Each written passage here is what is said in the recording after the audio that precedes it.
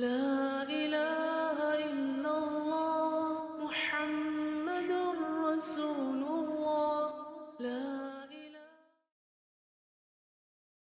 السلام علیکم ورحمۃ اللہ وبرکاتہ۔ کیا حال ہے سب کا؟ الحمدللہ، نحمده ونصلی علی رسولہ الکریم، اما بعد فاعوذ باللہ من الشیطان الرجیم، بسم اللہ الرحمن الرحیم، رب اشرح لی صدری ویسر لی امری واحلل عقدۃ من لسانی یفقہوا قولی۔ رسول اللہ صلی اللہ علیہ وسلم نے فرمایا، من یرد اللہ بہ خیرا یفقہہ فی الدین، اللہ جس کے ساتھ بھلائی چاہتا ہے اسے دین کی سمجھ دے دیتا ہے۔ تو یہ اللہ سبحانہ وتعالیٰ کی بہت بڑی رحمت ہے کہ وہ ہمیں دین سے جوڑتا ہے، دین کی محبت ہمیں عطا کرتا ہے اور دین کی سمجھ بوجھ، کیونکہ دین کی محبت اور عقیدت ایک چیز ہے۔ اور جتنے بھی بائی برتھ مسلمان ہوتے ہیں، ماں باپ ان کو دین کی محبت دیتے ہیں تو وہ اپنے دین سے ایک لگاؤ ضرور رکھتے ہیں، لیکن دین کے ساتھ لگاؤ ایک چیز ہے اور دین کی سمجھ بوجھ الگ چیز ہے۔ تو جس کے ساتھ اللہ تعالیٰ بھلائی کا ارادہ کرتے ہیں، اس کو خیر کثیر سے نوازنا چاہتے ہیں، تو اس کو دین کی سمجھ بھی دے دیتے ہیں۔ اور دین کی سمجھ جو ہے بہت بڑی نعمت ہے، کیونکہ اس سے یہ زندگی بھی آسان ہوتی ہے اور اگلی زندگی بھی آسان ہوتی ہے۔ اور اس کے لیے انسان کو ایفرٹ کرنا پڑتی ہے، کوشش کرنا پڑتی، محنت کرنا پڑتی ہے، اور اس کے لیے انسان کو علم حاصل کرنے کے لیے اپنے گھر سے نکلنا پڑتا ہے۔ اور جو شخص علم حاصل کرنے کے لیے نکلے تو اس کے بارے میں حدیث میں آتا ہے، زر بن حبیش کہتے ہیں، میں صفوان بن نسال کی خدمت میں حاضر ہوا، انہوں نے فرمایا کیسے آئے؟ میں نے کہا علم حاصل کرنے کے لیے۔ تو انہوں نے کہا، میں نے رسول اللہ صلی اللہ علیہ وسلم کو یہ فرماتے ہوئے سنا ہے کہ جو شخص بھی علم کی طلب میں اپنے گھر سے نکلے، فرشتے اس کے عمل کو پسند کرنے کی وجہ سے اس کے لیے اپنے پر پھیلا دیتے ہیں۔ یعنی گھر سے نکل کر کوشش کر کے علم کی مجلس میں حاضر ہونا یہ بہت بڑی رحمت کا سبب ہے، اور فرشتوں جیسی مخلوق ایسے انسانوں کے آگے جھکتی ہے اور ان کے لیے پر پھیلاتی ہے، یعنی ان کو عزت دینے کے لیے، ان کی وقت اور ان کی توقیر کے لیے۔ قرآن مجید میں اللہ تعالیٰ فرماتے ہیں، یرفع اللہ الذین آمنوا منکم والذین اوتوا العلم درجات، اللہ ان لوگوں کو درجوں میں بلند کرے گا جو تم میں سے ایمان لائے اور جنہیں علم عطا کیا گیا۔ یعنی ایمان میں تو بہت سے لوگ مشترک ہوتے ہیں، لیکن جو علم حاصل کرتے جاتے ہیں ایمان کے درجے بھی بڑھتے ہیں، اور جو علم کے درجے بڑھتے ہیں، ایمان کے درجے بڑھتے ہیں، تو انسان اللہ سبحانہ وتعالیٰ کے قریب ہوتا چلا جاتا ہے۔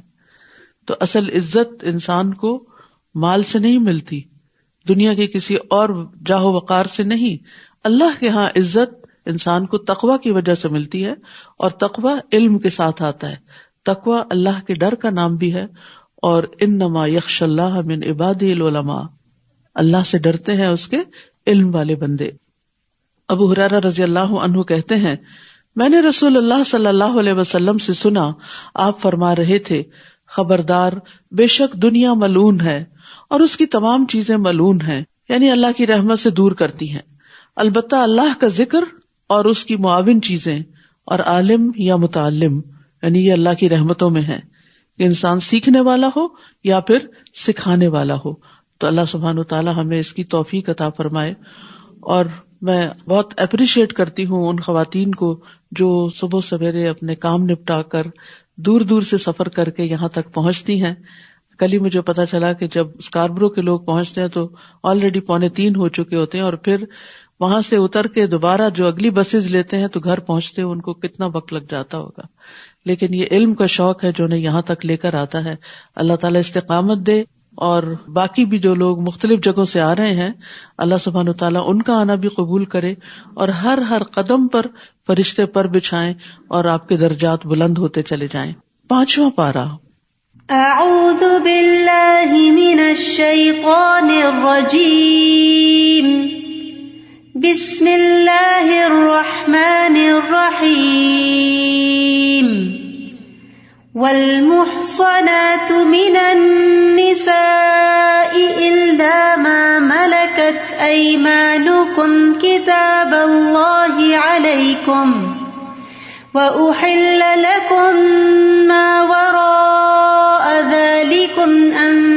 تبتغوا بأموالكم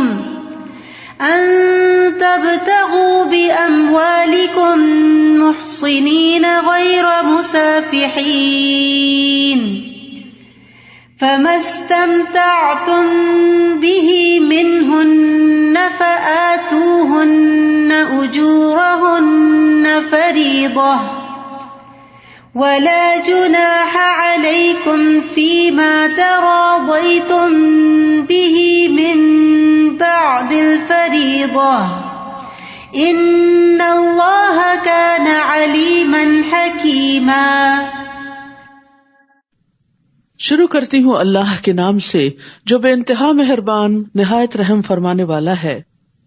اور وہ عورتیں بھی تم پر حرام کی گئی ہیں، یعنی ان سے نکاح کرنا حرام ہے جو عورتوں میں سے شادی شدہ ہیں، یعنی پہلے سے کسی کے نکاح میں ہیں، سوائے ان کے جو تمہارے دائیں ہاتھ کی ملکیت میں ہوں، یعنی جنگ کے دوران جو خواتین غلام کی حیثیت سے آئیں۔ اللہ نے یہ حکم تم پر لکھ دیا ہے، یعنی یہ فریضہ ہے اللہ کی طرف سے کہ کسی شادی شدہ عورت سے کوئی مرد شادی نہیں کر سکتا، اور ان کے علاوہ باقی سب عورتیں تمہارے لیے حلال کر دی گئیں، بشرطے کہ تم اپنے اموال کے بدلے انہیں حاصل کرو، یعنی مہر ادا کر کے باقاعدہ ایجاب و قبول کے ساتھ قید نکاح میں لانے والے ہو، یعنی مستقل طور پر ان کے ساتھ زندگی گزارنے کی نیت رکھتے ہو، نہ کہ بدکاری کرنے والے، یعنی مال کے بدلے زنا نہیں کرو۔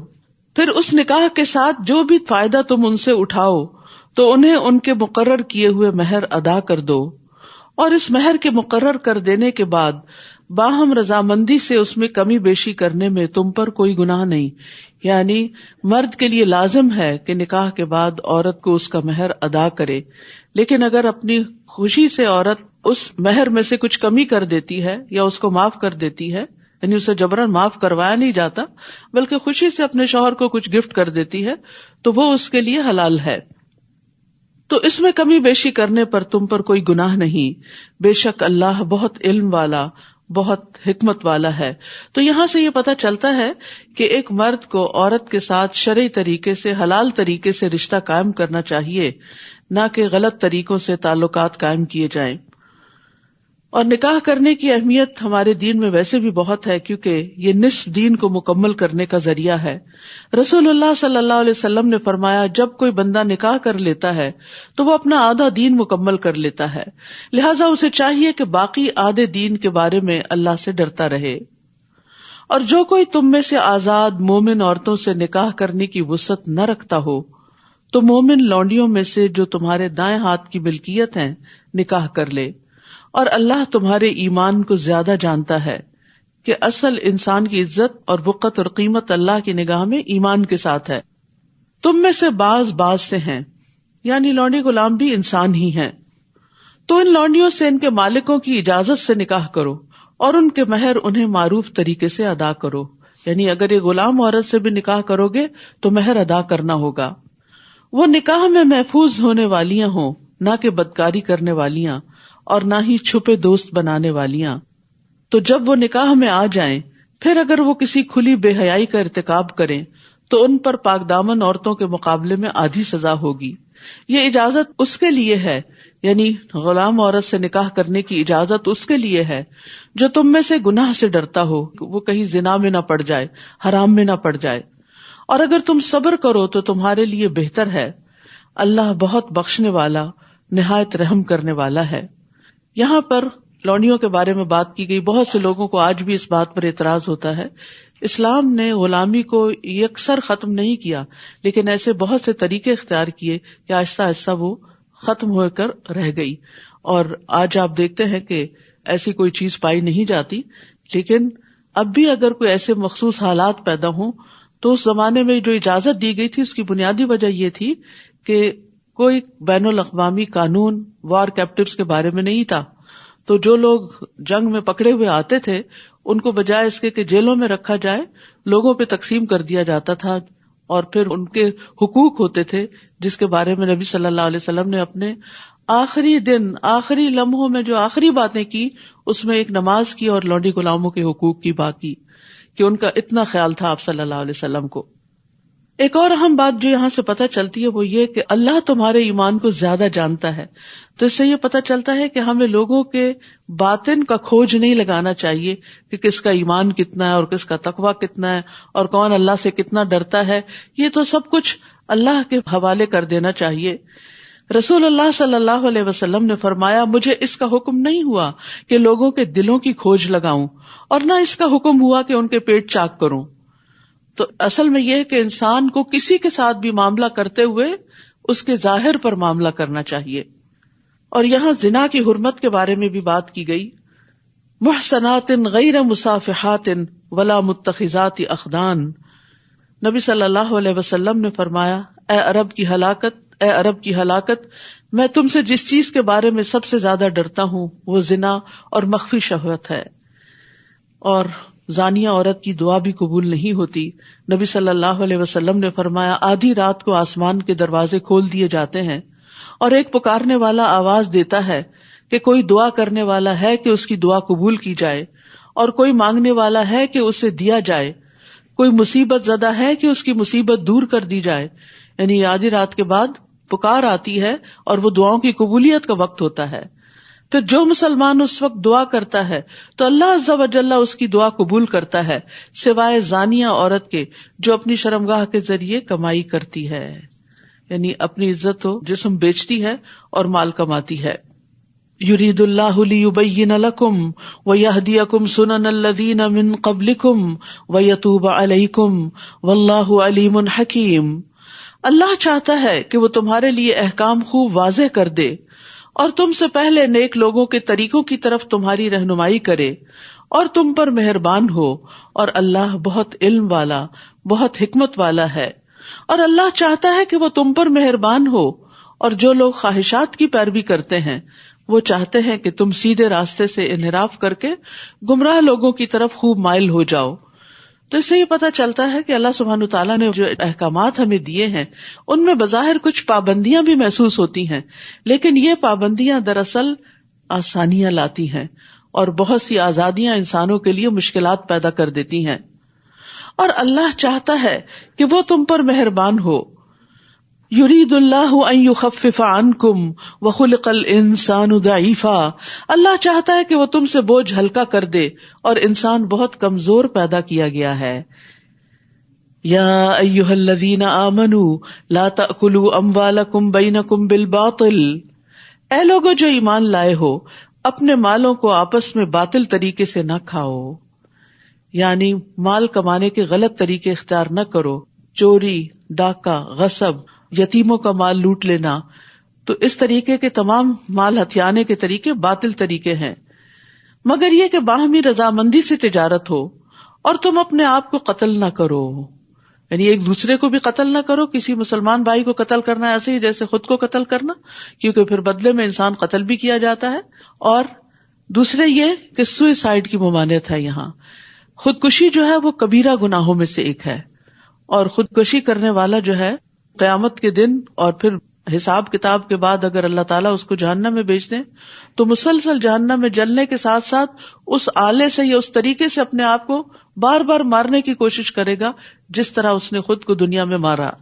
بے شک اللہ تم پر نہایت مہربان ہے. یاد رکھیے اس زندگی کی قیمت پہچانیے، اس زندگی کی قدر کیجیے. یہ وقت کمانے کا ہے، آخرت بنانے کا ہے. اس میں مشکلات آتی ہیں تو اس میں مایوس نہ ہو اور اپنے آپ کو ختم نہ کر دیں، کیونکہ اب تو کہتے ہیں کہ مر جائیں گے، مر کے بھی چین نہ پایا تو کدھر جائیں گے. اگر مرنے کے بعد بھی مسائل کم نہ ہوئے اور بڑھ گئے، مصیبت اور زیادہ ہو گئی تو پھر کہاں جائیں گے؟ پھر تو اپنی کوئی آزادی بھی نہیں ہوگی کہ ایک دفعہ پھر سے خود کو ختم کر دیا جائے. وَمَن يَفْعَلْ ذَلِكَ عُدْوَانًا وَظُلْمًا فَسَوْفَ نُصْلِيهِ نَارًا وَكَانَ ذَلِكَ عَلَى اللَّهِ يَسِيرًا.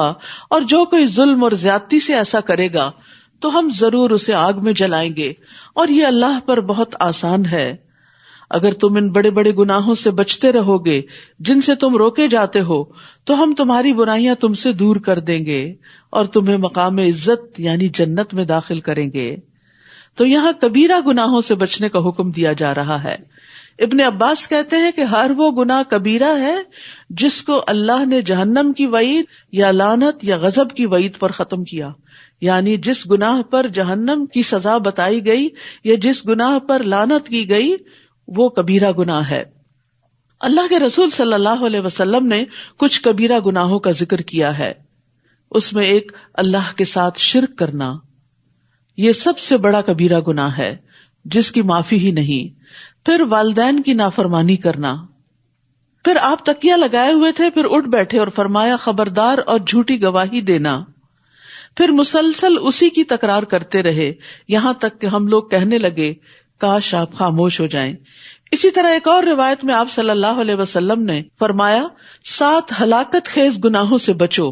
صحابہ نے عرض کیا اللہ کے رسول وہ کیا ہیں؟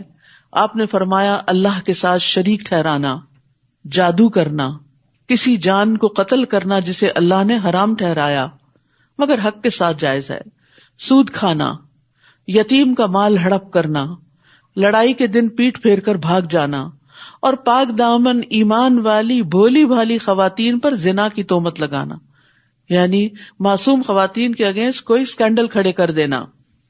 تو یاد رکھیے لا الہ الا اللہ اس وقت فائدہ دیتا ہے جب کبائر سے بچا جائے۔ رسول اللہ صلی اللہ علیہ وسلم نے فرمایا جب کوئی بندہ خلوص دل سے لا الہ الا اللہ کہے گا اور کبائر سے بچتا رہے، یعنی کبیرہ بڑے بڑے گناہوں سے بچتا رہے گا، تو اس کے لیے آسمان کے دروازے کھول دیے جائیں گے اور یہ کلمہ لا الہ الا اللہ عرش تک جا پہنچے گا۔ اسی طرح فرائض اس وقت کفارہ بنے گے گناہوں کا جب بندہ کبیرہ گناہوں سے بچتا ہے۔ رسول اللہ صلی اللہ علیہ وسلم نے فرمایا 5 نمازیں اور ایک جمعہ سے دوسرے جمعہ تک اور رمضان سے رمضان تک اپنے درمیان سرزد ہونے والے گناہوں کے لیے کفارہ بن جاتے ہیں جب تک کہ کبیرہ گناہوں سے بچا جائے۔ یعنی ہم کہتے ہیں نا وضو کرنے سے سارے گناہ دھل جاتے ہیں اگر کبیرہ گناہوں سے بچیں گے، اسی طرح رمضان سے رمضان تک کے بیچ کے گناہ جو ہے اگلے رمضان میں معاف ہو جاتے ہیں اگر کبیرہ گناہوں سے بچیں گے۔ رسول اللہ صلی اللہ علیہ وسلم نے فرمایا اجتنبوا الکبائر وسددوا وابشروا، کبیرہ گناہوں سے اجتناب کرو اور سیدھے رہو اور خوش ہو جاؤ۔ ولا تتمنوا ما فضل اللہ به بعضکم علی بعض، اور نہ تم اس چیز کی تمنا کرو جس کے ساتھ اللہ نے تم میں سے بعض کو بعض پر فضیلت عطا کی، یعنی اللہ سبحانہ تعالیٰ نے انسانوں کے اندر اختلاف رکھا ہے، بعض کو بعض کے مقابلے میں زیادہ کوالٹیز دی ہیں، لیکن اس کا یہ مطلب نہیں کہ بعض کو بالکل محروم رکھا ہے، انہیں کچھ اور چیزوں میں خیر عطا کی ہے۔ تو ہر شخص کے کچھ اسٹرینتھس ہوتی ہیں اور کچھ ویکنیسز ہوتی ہیں، لہذا ہمیں یہ نہیں کرنا چاہیے کہ جو کسی کی اسٹرینتھ ہو اس پر انوی کریں اور اپنی اسٹرینتھ کو اس میں بھول ہی جائیں۔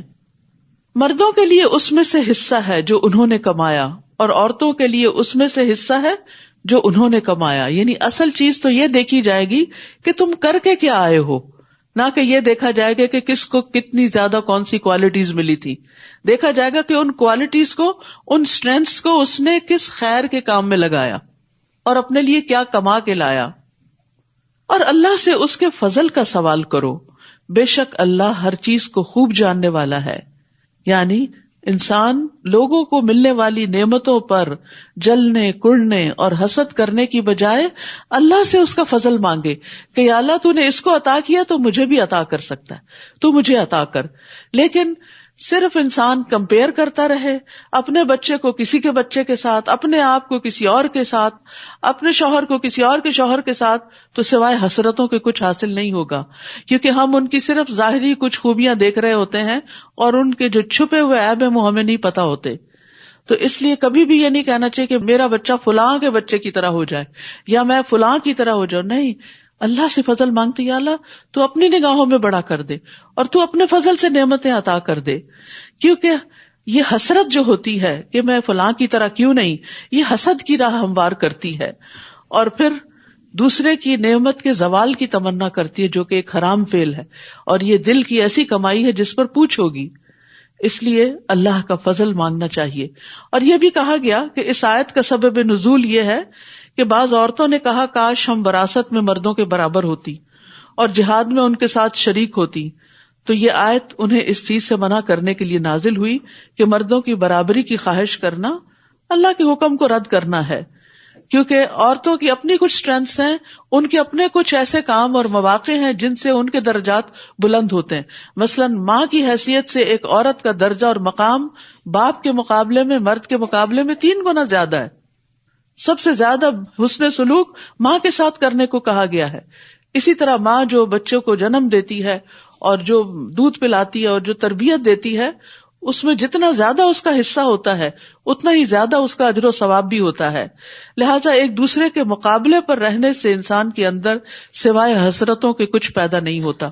اور بعض سٹڈیز بھی اس چیز کو ظاہر کرتی ہیں کہ جب سے یہ سوشل میڈیا بہت عام ہوا ہے اور ہم صرف اپنے آس پاس کے لوگوں کو ہی نہیں دیکھتے، دنیا بھر میں بیٹھے ہوئے لوگوں کے فگرز دیکھ رہے ہیں، ان کے مال اور دولت اور کہاں جاتے ہیں، کن ریسٹورینٹس میں جاتے ہیں، کیا کھاتے ہیں، ان چیزوں نے لوگوں کا انگزائٹی اور ڈپریشن اور زیادہ بڑھا دیا ہے، کیونکہ مسلسل اپنی حالت کو ان کے ساتھ کمپیئر کرتے رہتے ہیں. تو اس چیز سے بچنا چاہیے. جہاں کسی کی کوئی خوبی، کوئی نعمت دل کو لگے، وہاں اللہ سے دعا کریں کہ اللہ تو اپنے فضل سے مجھے بھی عطا کر. اور یہ چیز انسان کے اندر ایک کنٹینٹمنٹ پیدا کر دے گی. اور ویسے بھی اللہ کی رضا پہ راضی ہونا ہی انسان کو راضی کرتا ہے. اور اس ترکے میں سے جو والدین اور قریبی رشتہ دار چھوڑ جائیں، ہم نے ہر ایک کے وارث مقرر کر دیے ہیں، اور جنہیں تمہارے عہد و پیمان نے تم سے باندھ رکھا، یعنی تمہارے حلیف، تو تم انہیں بھی ان کا حصہ دے دو. بے شک اللہ ہر چیز پر خوب گواہ ہے. الرجال قوامون علی النساء بما فضل اللہ بعضهم علی بعض. مرد عورتوں پر قوام ہیں، ذمہ دار ہیں. قیم کہتے ہیں مینیجر کو. قوام ہوتا ہے جو بہت زیادہ قائم رہے، کھڑا رہے، ذمہ داری لے. یعنی مرد عورتوں کے ذمہ دار ہیں، ان کو کما کر لا کے دینے کے اور باقی بڑے بڑے اہم اور مشکل کام کرنے کے.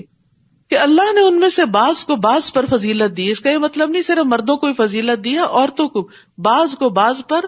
بعض مرد تقویٰ میں عورتوں سے بڑھ کر ہیں اور بعض عورتیں تقویٰ اور دینداری میں مردوں سے بھی بڑھ کر ہوتی ہیں. اور اس وجہ سے بھی کہ وہ اپنے مال خرچ کرتے ہیں. یعنی اللہ نے مرد کو قوام کیوں بنایا، ذمہ دار کیوں بنایا؟ کہ اس کو کمانے کی ذمہ داری تھی اور کہا کہ وہ بیوی پر خرچ کرے. پس نیک عورتیں فرما بردار ہوتی ہیں. عورتوں کی بڑائی اور خوبی کس چیز میں ہے؟ اطاعت گزاری میں. اپنی عزت اور شوہر کے مال کی غائبانہ حفاظت کرنے والی ہیں، اس وجہ سے کہ اللہ نے ان کے حقوق کی حفاظت کی. اور وہ عورتیں جن کی سرکشی سے تم ڈرتے ہو، پس تم انہیں نصیحت کرو. اور نشوز کا یہاں معنی یہ عام چھوٹی موٹی باتوں میں ڈس ایگری کرنا نہیں ہے. اس سے مراد کسی عورت کا اپنے شوہر سے بے وفائی کرنا اور اپنے شوہر کی بجائے کسی اور کی طرف راغب ہونا. تو پھر گھر ٹوٹتا ہے، گھر کے اندر فساد ہوتا ہے، بہت بگاڑ آ سکتا ہے، آئندہ نسل متاثر ہو سکتی ہے. لہٰذا اس معاملے کو ایسے ہی چھوڑ نہیں دینا چاہیے، بلکہ اصلاح کرنی چاہیے. اصلاح کے لیے پہلا سٹیپ نصیحت ہے. نہ مانے تو بستروں میں انہیں علیحدہ کر دو، یعنی ان سے تھوڑی ناراضگی کا اظہار کر دو، ان کو اپنے سے ڈسٹینس کر دو. پھر بھی نہ مانے تو انہیں ہلکی سی مار مارو. یعنی اور اس کا یہ مطلب نہیں کہ ابیوز کیا جائے ان کو. ابن عباس یہ کہتے ہیں کہ جیسے ایک مسواک ہوتا ہے، یعنی ایک شوق دینے کے لیے کہ دیکھو تم کیا کر رہی ہو، ہوش میں آؤ، اپنے گھر اور اپنی عزت اور اپنی نسلوں کی حفاظت کرو. یعنی اس کو اپنے ٹریک پہ واپس لانے کے لیے. اور نبی صلی اللہ علیہ وسلم نے واضح طور پر فرمایا کہ تم میں سے بہترین کبھی بھی نہیں ماریں گے عورتوں کو.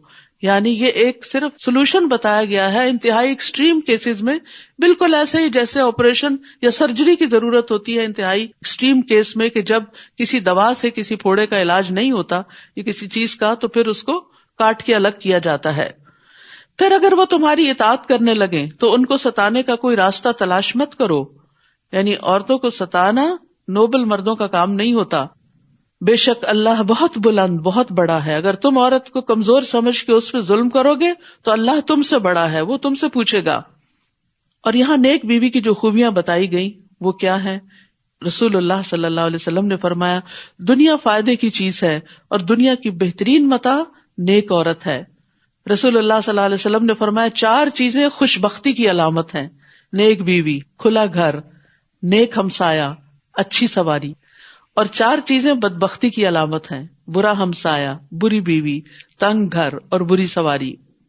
اور یہاں نیک خواتین کی ایک خاص خوبی بتائی گئی کہ وہ شوہروں کی غیر موجودگی میں شوہر کی عزت، گھر بار، مال، اولاد کی حفاظت کرنے والی ہوتی. یعنی جو چیزیں ان کی کسٹڈی میں ہیں ان کی ٹیک کیئر کرتی ہیں. رسول اللہ صلی اللہ علیہ وسلم نے فرمایا بہترین بیوی وہ ہے جس کی طرف تم دیکھو تو تمہیں خوش کر دے، اسمائلنگ ہو، ہیپی ہو، ہر وقت شکوے شکایتیں نہیں، ہر وقت منہ بسور کے اور ناراضگی کا اظہار نہیں کرنا، ہر وقت تھکے تھکے نہیں نظر آنا. اور جب تم کسی بات کا حکم دو تو بجا لائے، اور تمہاری غیر موجودگی میں تمہارے مال اور اپنی ذات کی حفاظت کرے. رسول اللہ صلی اللہ علیہ وسلم نے فرمایا بہترین عورتیں اونٹوں پہ سوار ہونے والی ہیں وہ قریش کی نیک عورتیں ہیں. یعنی اس زمانے میں جو سب سے بہترین عورتیں تھیں ان کی بات کی گئی. چھوٹے یتیم بچوں پر سب سے زیادہ مہربان ہیں، یعنی اگر شوہر فوت بھی ہو جائے تو اپنے بچوں کی خاطر اپنی زندگی قربان کر دیتی ہیں، اور اپنے خامدوں کے مال کی زیادہ حفاظت کرنے والی ہیں. تو یہ دو چیزیں، اولاد اور مال کی حفاظت کرنا، یہ عورت کی ذمہ داری ہے. اور شوہر سے ضد میں آ کے بچوں کی پٹائی کر دینا، یا پھر یہ کہ مال کو بے وجہ ضائع کرنا کہ مجھے پرواہ نہیں، ٹھیک ہے اور کمائے اور خوار ہو، میں اپنا بدلہ اس طرح چکاؤں گی، تو یہ نیک عورتوں کا کام نہیں ہوتا. اگر آپس کے کچھ ایشوز ہوں ایک دوسرے سے، یعنی کہ کچھ چیزیں اختلافی ہوں، تو ان کو بیٹھ کر سلجھا لینا چاہیے، سالو کر لینا چاہیے، نہ کہ ایک دوسرے کو نقصان دینا اور گھر بار اور نسلوں کو نقصان دینا. یہ پھر جہاں ظلم ہوگا جو بھی کرے گا اللہ اس کو پوچھے گا. پھر فرمایا اور اگر تمہیں ان دونوں میاں بیوی کے درمیان شدید اختلاف کا ڈر ہو، یعنی نہیں سالو ہو رہے ایشوز، آپس میں نہیں ریزالو ہو رہی مشکلات، تو پھر کیا کرو، تو ایک منصف اس مرد کے گھر والوں میں سے اور ایک منصف اس عورت کے گھر والوں میں سے مقرر کر لو. اگر وہ دونوں اصلاح چاہیں گے تو اللہ ان دونوں کے درمیان موافقت پیدا کر دے گا. میاں بیوی کے جھگڑے میں جو چیز آپس کی موافقت کا سبب بنتی ہے وہ نیت ہے. جو گھر بسانا چاہے گا، جو ایک دوسرے کے ساتھ چلنا چاہے گا، اللہ تعالیٰ ان کے دلوں میں موافقت پیدا کر دے گا. لیکن اگر بسنے کی نیت نہیں ہے، بسانے کی نیت نہیں، اور پیچھے سے بھی اکسایا جا رہا ہے، کوئی ضرورت نہیں رہنے کی، واپس آ جاؤ، ہمارے پاس کمی نہیں ہے، ہم تمہارا خیال رکھ سکتے ہیں، تو پھر کیا ہوگا، پھر گھر نہیں بنتے. سب سے پہلے تو یہ کہ مرد اور عورت دو مختلف چیزیں، یہی بہت بڑا اختلاف ہے.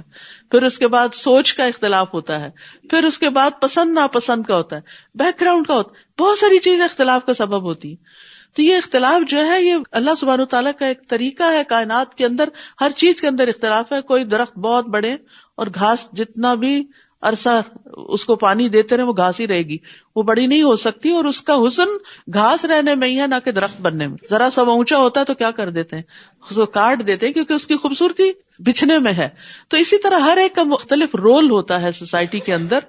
تو اس لیے انسان کو اصل چیز یہ کہ بنا کے رکھنے کی نیت اور ارادہ رکھنا چاہیے، تو اللہ سبحانہ تعالیٰ بھی آسانیاں پیدا کر دیتا ہے. بے شک اللہ خوب علم والا، خوب خبر رکھنے والا ہے. وَاعْبُدُوا اللَّهَ وَلَا تُشْرِكُوا بِهِ شَيْئًا، اور اللہ کی عبادت کرو اور اس کے ساتھ کسی چیز کو شریک نہ بناؤ. اور والدین کے ساتھ احسان کرو، اچھا معاملہ کرو، خوش اسلوبی کا، خوبصورتی کا. اور رشتہ داروں اور یتیموں اور مسکینوں اور رشتہ دار پڑوسی اور اجنبی پڑوسی اور پہلو کے ساتھی. پڑوسیوں کا تو سب کو پتا ہے، نیبرز، اور خصوصاً اس کا حق زیادہ ہے جو نیبر بھی ہو اور رشتہ دار بھی ہو. اس کے 2 پوائنٹس ہو جاتے ہیں. ان کے ساتھ احسان کا معاملہ کرو. اور جو ساتھ بیٹھا ہو کہیں بھی، چاہے کسی بس میں، جہاز میں، کلاس میں، کلینک پہ، کہیں بھی جو ساتھ بیٹھتے ہیں لوگ، ان کا بھی حق ہوتا ہے. صرف یہ نہیں کہ چوڑے ہو کے بیٹھ جائیں یا ان کو اپنی کونیوں سے تکلیف دیتے رہیں یا اپنا سامان ان کی طرف کر دیں. نہیں، جو اپنے لیے پسند کرتے ہو وہ ان کے لیے بھی کرو. اور پھر خاص طور پر پہلو کے ساتھی میں وہ لوگ بھی آتے ہیں جن کے ساتھ آپ مل کے کام کرتے ہیں. آپ کی ٹیم، آپ کے کولیگز جو آپ کے ساتھ ساتھ رہتے ہیں، آپ کے مددگار ہیں، اور خصوصاً جو انصار اللہ ہیں، ان کے ساتھ احسان کا معاملہ کرو، سلام میں پہل کرو، مسکرا کے پیش آؤ، ان کے کاموں کی، ان کی محنت کی قدردانی کرو، ان کی کوششوں کو اپریشیٹ کرو. یہ ہے احسان کے معاملے. اور مسافر، اجنبی لوگ، ان کے ساتھ بھی احسان کا برتاؤ کرو. یہ ہے ہمارا خوبصورت دین. اور تمہارے دائیں ہاتھ جن کے مالک ہوئے، یعنی لونڈی غلام. لیکن آج کے دور میں لونڈی غلام نہیں ہے، تو جو امپلائیز وغیرہ ہوتے ہیں کسی بھی جگہ پر، یعنی اگر کوئی شخص کسی کمپنی کو اون کرتا ہے، مالک ہے اس کا، تو جو لوگ اس کے لیے کام کرتے ہیں وہ سب بھی اس میں شامل ہوتے ہیں. ان کی کوششوں کو بھی اپریشیٹ کرو، اور ان کو صرف یہ نہیں کہ سیلری یا ویجز جو طے کی ہیں وہی دو. احسان کیا ہوتا ہے کہ ان کو اس سے بڑھ کر بھی دو. ان کی خوشی، عید وغیرہ کے موقع پر، یا ان کی کسی شادی یا غمی یا دکھ تکلیف، اس میں بھی شریک ہو. یعنی صرف یہ نہیں کہ جی میں باس ہوں اور تم میرے سب آرڈینیٹ ہو تو بس ہمارے درمیان ایک ڈسٹینس ہوگا. مومن مومن کا بھائی ہے, اور ایک مسلمان جہاں بھی ہو, چاہے مسلم نان مسلم کوئی بھی اس کے ساتھ کام کر رہے ہیں, وہ ان کے ساتھ احسان کا معاملہ کرتا ہے اور اسی اخلاق اور اسی محبت سے ان کے دل جیت لیتا ہے. تو یہ اللہ سبحانہ تعالیٰ کا حکم ہے. اللہ نے اپنا حق صرف ایک بتایا کہ اللہ کی عبادت کرو, اس کے بعد سارے بندوں کے حقوق بتائے کہ کس کس کے ساتھ تم خوبصورت رویہ اختیار کرو. بے شک اللہ کسی خود پسند بہت فخر کرنے والے کو پسند نہیں کرتا. یعنی اللہ سبحانہ تعالیٰ ایسے لوگوں کو پسند نہیں کرتا جو سب کچھ اپنے آپ کو ہی سمجھے, یعنی صرف ان کو اپنے ہی حق کا پتا ہو, اور اگر ان کو کچھ خوبیاں دوسروں کے مقابلے میں یا مال و دولت زیادہ ملا ہے تو وہ اکڑنا شروع کر دیں اور دوسروں کو انسان ہی نہ سمجھے. نہیں, دوسروں کے ساتھ احسان کا معاملہ کریں, چاہے گھر کے اندر ہو چاہے گھر کے باہر ہو. کون ہے یہ فخر کرنے والے؟ وہ جو بخل کرتے ہیں, یعنی سلام نہ کرنا یہ بھی بخل ہے, اسمائل نہ کرنا یہ بھی بخل ہے, یہ بھی دل کی تنگی ہے. اور لوگوں کو بخل کرنے کا حکم دیتے ہیں, یعنی اوروں کو بھی برے اخلاق سکھاتے ہیں. یا پھر مال کا بخل جو سب سے پہلے آتا ہے کہ خود خرچ نہیں کرتے اور اگر کوئی اور کر رہا ہو تو اس کو بھی روکتے ہیں. اور اللہ نے جو کچھ اپنے فضل سے عطا کیا ہے اسے چھپاتے ہیں, اور ہم نے کافروں کے لیے رسوا کن عذاب تیار کر رکھا ہے. کس لیے چھپاتے؟ کہ کوئی مانگ نہ بیٹھے, کوئی نظر نہ رکھے کہ ہمیں بھی کچھ نعمتوں میں سے حصہ دو, خاص طور پر رشتہ دار. تو بخل کا تعلق مالی اور قولی دونوں حقوق کے ساتھ ہے. تو تھوڑ دل انسان کی قرآن مجید میں مذمت کی گئی ہے, یعنی جو دل کا چھوٹا ہو, جس کا دل گھٹا ہوا ہو, اور جو چھوٹی سی تکلیف پہ گھبرا اٹھے اور جب مال ملے تو بخیل بن جائے. رسول اللہ صلی اللہ علیہ وسلم نے فرمایا, آدمی میں سب سے بدترین چیز بے صبر پن کے ساتھ بخل اور حد سے زیادہ بزدل ہونا ہے. کیونکہ بزدلی جو ہے وہ انسانوں کو آگے نہیں بڑھنے دیتی, رسک نہیں لینے دیتی, اور جو رسک نہ لے وہ اوپر نہیں جا سکتا, اونچا نہیں اڑ سکتا. اور بخل کرنے والوں کی مثال کیا ہے؟ اس شخص کی طرح ہے جو ایسا لباس پہنتا ہے کہ جو اسے جکڑ لیتا ہے. والذین ينفقون اموالهم رئاء الناس, اور وہ لوگ جو اپنے مال لوگوں کو دکھانے کے لیے خرچ کرتے ہیں, اور نہ وہ اللہ پہ ایمان رکھتے ہیں نہ ہی آخرت کے دن پر. یعنی ویسے چیریٹی کے بڑے بڑے کام کرتے ہیں لیکن صرف شہرت کے لیے, لوگوں کی نظر میں سخی کہلانے کے لیے, واہ واہ کے لیے. تو ایسے لوگوں کو آخرت کا یقین نہیں, اگر ہوتا تو پھر وہاں بدلہ لینے کے لیے خرچ کرتے. اور جس کا ساتھی شیطان ہو جائے تو وہ کتنا برا ساتھی ہے. یعنی شیطان انسان کے ساتھ لگا ہوا ہے اور وہ اس کو برے کام کرنے کا حکم دیتا ہے. اور ان کا کیا نقصان ہوتا اگر وہ اللہ اور آخرت کے دن پر ایمان لے آتے اور جو رزق اللہ نے انہیں دیا ہے اس میں سے وہ خرچ کرتے, اور اللہ انہیں خوب جاننے والا ہے. بے شک اللہ کسی پر ذرے کے برابر بھی ظلم نہیں کرتا, اور اگر کوئی نیکی ہو تو وہ اسے دگنا کر دے گا اور اپنے پاس سے اجر عظیم عطا کرے گا. یہ ہے اللہ کا فضل, یہ اللہ کی رحمت کہ گناہ کرتا ہے اگر کوئی انسان تو بس ایک گناہ کے بدلے ایک گناہ ہی لکھا جاتا ہے, لیکن اگر کوئی ایک نیکی کرتا ہے تو اس کے بدلے 10 نیکیاں لکھی جاتی ہیں, اور 10 نہیں ان کو بھی مزید بڑھایا جاتا ہے. کچھ نیکیوں کا اجر 700 گنا, جیسے فی سبیل اللہ مال خرچ کرنے کا اجر. اسی طرح کچھ نیکیوں کا اجر 7,000 اور لاکھ گنا بھی ہے. اور پھر یہ کہ روزہ, اللہ سبحانہ تعالیٰ نے کیا فرمایا کہ روزہ میرے لیے ہے, تم نہیں اس کا اجر لکھو, وہ میرے لیے, میں خود اس کی جزا دوں گا. اور پھر اللہ سبحانہ تعالیٰ کا فضل یہ ہے کہ بندے کی کوشش کافی نہیں بلکہ فضل ہوگا, رحمت ہوگی تو جنت ملے گی. تو یہ بھی اللہ تعالیٰ کا انعام ہے, کیونکہ ہمارے پاس اتنا سرمایہ نہیں ہے عمل کا کہ ہم اس سے جنت خرید سکیں. کیونکہ اگر ہم ساری زندگی کی بھی نیکیاں کٹھی کر لیں اور اللہ تعالیٰ ہم سے صرف ایک نعمت کا حساب لے لے, مثلاً آنکھوں کی نعمت کا ہی, تو ساری زندگی کی نیکیاں صرف ساری زندگی نگاہ سے دیکھنے کا بل پے نہیں کر سکتی. جیسے آپ بجلی کا بل پے کرتے ہیں روشنی کا, تو نگاہ کی روشنی کا اگر بل لکھا جائے تو ہر لمحے جتنی آپ کی انرجی اس پہ لگ رہی ہے اور جتنا سسٹم پیچھے کام کر رہا ہے, اس کے اگر آپ کو معاوضہ دینا پڑے تو پوری زندگی کی نیکیاں کافی نہیں. تو ساری نیکیاں تو ایک نعمت کے عوض ہی چلی گئی. اب آپ ہاتھ پہ ہاتھ رکھے کھڑے ہیں, جنت میں کیسے جائیں گے؟ وہ صرف اللہ کا فضل لے کے جائے گا. تو اس لیے کوئی بھی نیکی کر کے انسان کو تکبر کا شکار نہیں ہونا چاہیے, کیونکہ وہ کافی نہیں ہے, یہ صرف اللہ کا فضل ہے جو انسان کو ڈھانپ لے گا. پھر کیا حال ہوگا جب ہم ہر امت میں سے ایک گواہ لائیں گے اور ہم آپ کو اے محمد صلی اللہ علیہ وسلم ان سب پر گواہ بنا لائیں گے. یعنی آپ کو پچھلی قوموں کے بارے میں، پچھلے پیغمبروں کے بارے میں جو تعلیمات دی گئی اس کی بنا پر آپ ان پیغمبروں کی تصدیق کریں گے. اس روز وہ لوگ جنہوں نے کفر کیا اور رسول کی نافرمانی کی، رسول کی نافرمانی، یاد رکھیے یہاں اللہ کی نافرمانی کی بات نہیں ہو رہی، وَعَصَبُ الرَّسُولِ کی بات ہو رہی ہے. تو بعض اوقات ہم کہتے ہیں یہ کون سا قرآن میں لکھا ہوا ہے؟ نہیں، رسول اللہ صلی اللہ علیہ وسلم بھی جن باتوں کا حکم دیتے ہیں ان کو بھی سیریسلی لینا چاہیے اور ان کی نافرمانی نہیں کرنی چاہیے. وہ کیا چاہیں گے کرنے والے؟ کاش زمین ان پہ برابر کر دی جائے. یعنی وہ اتنے شرمندہ ہوں گے کہ وہ چاہیں گے کہ زمین پھٹے اور اس میں دبا دیے جائیں، اور وہ اللہ سے کوئی بات چھپا نہ سکیں گے. حقیقت یہ ہے کہ جو اللہ اور اس کے رسول کی نافرمانی کرتا ہے وہ واضح گمراہی میں مبتلا ہو جاتا ہے.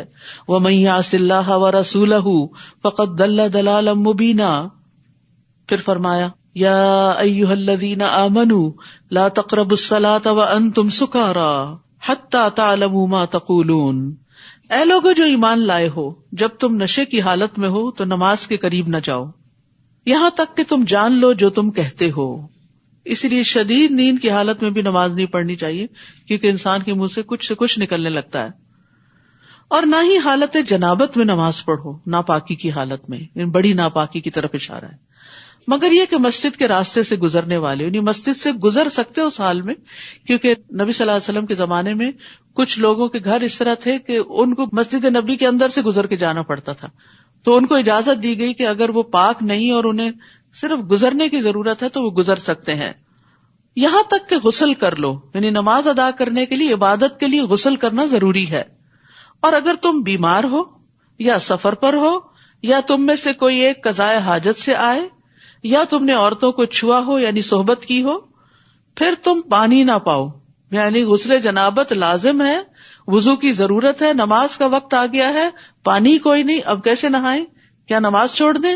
نہیں، تو پاک مٹی سے تیمم کر لو. ان ساری ناپاکیوں کو صرف تیمم سے پاک کیا جا سکتا ہے اور عبادت کی جا سکتی ہے.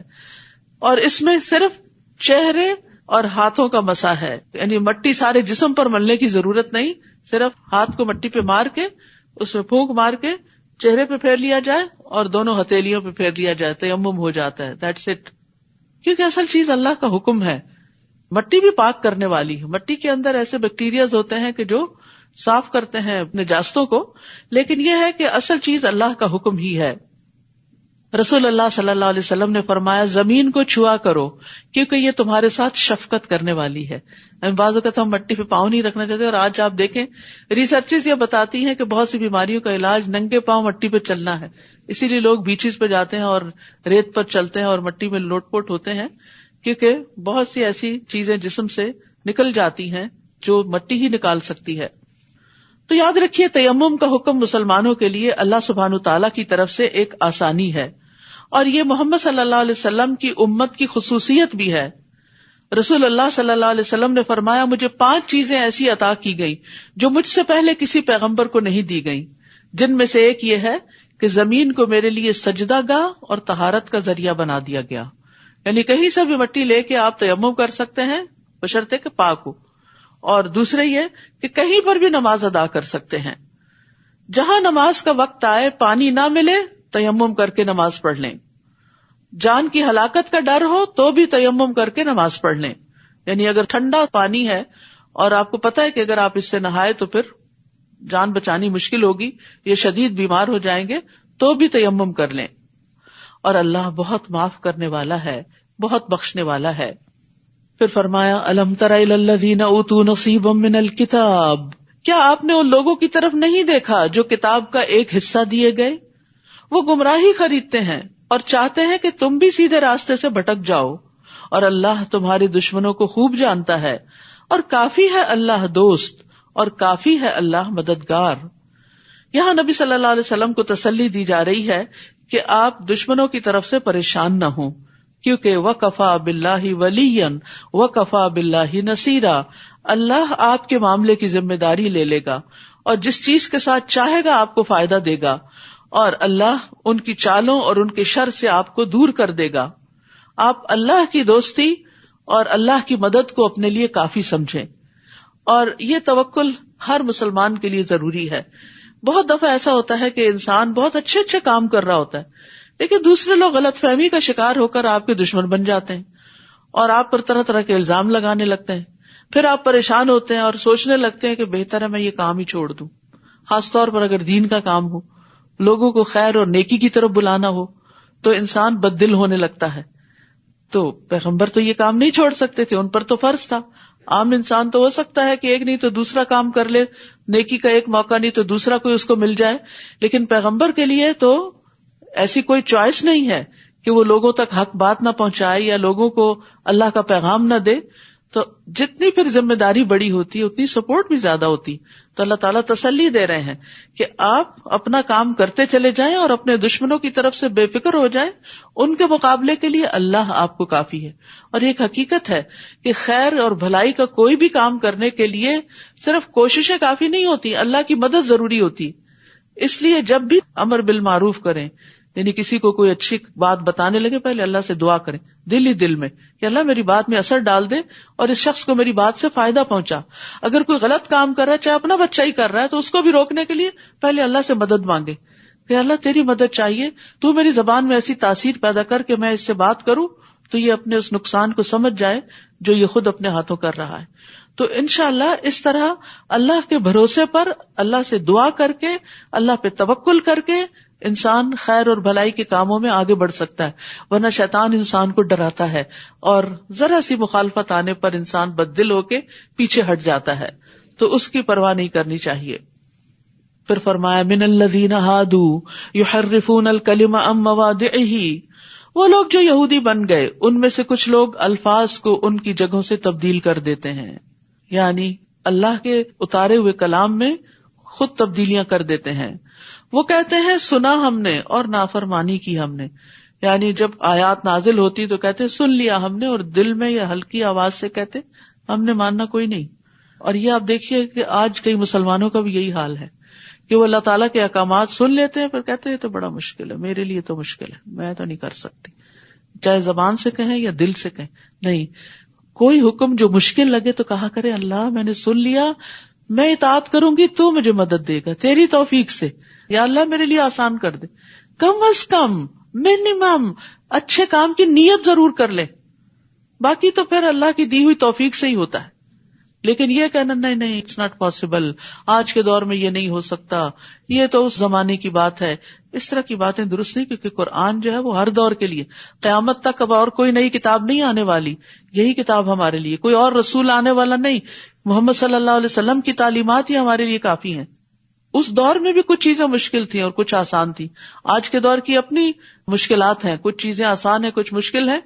تو زندگی میں صرف آسانیاں ہی تو نہیں ہوتی، لیکن اللہ تعالیٰ کا وعدہ ہے ان مع العسر یسرا، تنگی کے ساتھ آسانی بھی ہوتی ہے.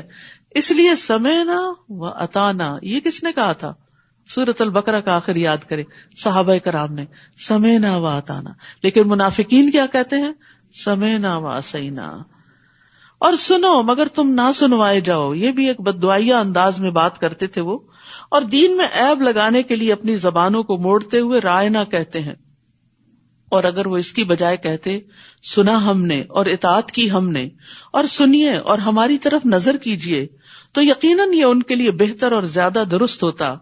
لیکن ان کے کفر کی وجہ سے اللہ نے ان پر لعنت کی، لہٰذا وہ بہت کم ہی ایمان لاتے ہیں.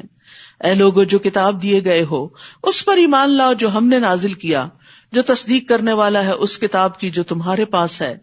اس سے پہلے کہ ہم چہروں کو مٹا دیں پھر ہم انہیں ان کی پشتوں پر پھیر دیں، پیچھے کی طرف، یا ہم ان پر اسی طرح لعنت کریں جس طرح ہم نے سبت والوں پر لعنت کی، اور اللہ کا حکم نافذ ہو کر رہنے والا ہے. انسان کو نیکی کے کام میں جلدی کرنی چاہیے، نہیں پتا کہ وقت کیسا آ جائے اور یہ سارے مواقع ختم ہو جائیں. ان اللہ لا یغفر ان یشرک بہ ویغفر ما دون ذلک لمن یشاء، یقیناً اللہ نہیں بخشے گا کہ اس کے ساتھ شرک کیا جائے. مومن کو سب سے زیادہ سینسٹیو جس معاملے میں ہونا چاہیے وہ شرک کا معاملہ ہے. کوئی ایسی چیز جو شرک کی طرف بھی لے جاتی ہے اس سے بھی بچنا چاہیے، اور اس کے لیے علم حاصل کرنا چاہیے یہ کیا کیا چیزیں انسان کو شرک میں مبتلا کر دیتی ہیں، کون سی سوچ، کون سا بول، کون سا فعل. فَاعْلَمْ أَنَّهُ لَا إِلَٰهَ إِلَّا هُوَ، یہ علم حاصل کرو، جان لو کہ اللہ کے سوا کوئی معبود نہیں. تو یہ علم سب سے اہم ترین علوم میں سے ہے، اسی پر ہماری نجات ہے. اور نبی صلی اللہ علیہ وسلم اور باقی تمام انبیاء نے لوگوں کو ایک رب کی عبادت کی طرف بلایا تھا. فرمایا اور جو گناہ اس کے علاوہ ہے وہ جس کے لیے چاہے گا بخش دے گا، یہ اس کے ہاتھ میں ہے. مالک یوم الدین وہی ہے. اور جس نے اللہ کے ساتھ شرک کیا تو یقیناً اس نے بہت بڑا گناہ گھڑ لیا. کیا آپ نے ان لوگوں کی طرف نہیں دیکھا جو اپنے آپ کو پاک قرار دیتے ہیں، یعنی اپنی تعریفیں کرتے ہیں یا اپنے دوستوں کی یا اپنے آپ کو ہر عیب سے پاک سمجھتے ہیں، بلکہ اللہ ہی جس کو چاہتا ہے پاک کرتا ہے. اور وہ کھجور کی گٹلی کے دھاگے برابر بھی ظلم نہ کیے جائیں گے. کھجور کی گٹلی کے کٹاؤ پہ جو باریک سا دھاگا سفید کلر کا ہوتا ہے وہ اتنا ہلکا ہوتا ہے کہ یوں ہی ہاتھ میں مسلا جائے. اللہ تعالیٰ اتنا بھی ظلم نہیں کرتا کسی پر. بہت زبردست طریقے سے مثال دے کے بات سمجھائی گئی. تو یاد رکھیے کہ اپنے آپ کو بری ذمہ نہ قرار دیں، اپنے آپ کو معصوم نہ سمجھیں، اپنے آپ کو پاک نہیں سمجھیں. یعنی اگر کسی نیکی کی توفیق ہو گئی یا گناہوں سے بچنے کی توفیق ہو گئی تو کسی خوش فہمی میں مبتلا نہ ہو. مومن اپنے نیک اعمال کے بارے میں ڈرتا رہتا ہے. یاد رکھیے خود کو بہتر سمجھنے والا شخص دھوکے میں ہوتا ہے، کیونکہ ہمیں نہیں پتا کہ جو اعمال ہم نے کیے ہیں ان کی قبولیت کا کیا درجہ ہے. دیکھیے وہ کس طرح اللہ پر جھوٹ گھڑتے ہیں، اور اس جھوٹ کا کھلم کھلا گناہ ہونا ہی کافی ہے. کیا آپ نے ان لوگوں کی طرف نہیں دیکھا جو کتاب کا ایک حصہ دیے گئے، یعنی اہل کتاب ہیں، تورات اور انجیل ہے پاس، وہ جبت یعنی جادو اور طاغوت یعنی شیطان یا بتوں پر ایمان لاتے. یعنی انہیں تو اس چیز کا انکار کرنے کا کہا گیا تھا جبکہ وہ اس میں ملوث ہو گئے. اور کفر کرنے والوں کے بارے میں کہتے ہیں، یعنی قریش کے بارے میں، اہل مکہ کے بارے میں کہتے ہیں یہ لوگ ایمان والوں کی نسبت راستے کے اعتبار سے زیادہ ہدایت یافتہ ہیں. حالانکہ ہونا کیا چاہیے تھا، وہ کتاب والے تھے اور مسلمان بھی کتاب والے تھے، تو کتاب والوں کو کتاب والوں کا ساتھ دینا چاہیے تھا. تو اس کی بجائے انہوں نے مشرکین کا ساتھ دیا. تو یاد رکھیے کہ پچھلی قومیں بھی کتاب ہونے کے باوجود جادو اور خرافات اور شیطانی عمل کے پیچھے لگ گئی، اور آج بھی مسلمانوں کے اندر یہ خرابیاں پائی جاتی. اچھے بھلے سمجھدار لوگ ان چیزوں کے پیچھے چل پڑتے ہیں. تو اس سے بچنے کی ضرورت ہے کیونکہ یہ بھی کبیرہ گناہوں میں سے ہے. اولئک الذین لعنہم اللہ، یہی وہ لوگ ہیں جن پر اللہ نے لعنت کی. یاد رکھیے جادو کے ذریعے مسائل حل کریں گے تو الٹے مسائل میں پھنسیں گے کیونکہ اللہ کی رحمت سے دور ہوں گے. اور جس پر اللہ لعنت کر دے تو آپ اس کے لیے ہرگز کوئی مددگار نہ پائیں گے. اس کی مدد پھر کون کرے گا؟ اس کا مسئلہ کون حل کرے گا؟ وہ تو مسائل کو بڑھانے کی دعوت ہے، یا ان کے لیے بادشاہت میں سے کوئی حصہ ہے، تب تو یہ لوگوں کو کھجور کی گٹلی میں سوراخ کے برابر بھی کچھ نہ دیں گے. یا وہ لوگوں سے حسد کرتے ہیں، یعنی مسلمانوں سے، اہل کتاب، اس وجہ سے جو اللہ نے انہیں اپنے فضل سے عطا کیا. کوئی شک نہیں ہم نے آل ابراہیم کو کتاب و حکمت دی اور ہم نے انہیں بہت بڑی بادشاہت عطا کی، یعنی بنی اسرائیل کو. تو اب ان میں سے کوئی اس نبی پر ایمان لایا ہے اور کوئی اس سے رک گیا ہے، یعنی ایمان نہیں لایا. اور ایسے لوگوں کے لیے بھڑکتی ہوئی جہنم ہی کافی ہے. یعنی نبی کا نقصان کچھ نہیں، انہی کا نقصان ہوگا جو انکار کریں گے. بے شک وہ لوگ جنہوں نے ہماری آیات کا انکار کیا، ان قریب ہم انہیں آگ میں جلائیں گے. استغفر اللہ. جب بھی ان کی کھالیں پک جائیں گی ہم انہیں دوسری کھالوں سے بدل دیں گے تاکہ وہ چکھیں عذاب کو. بے شک اللہ بہت زبردست، بہت حکمت والا ہے.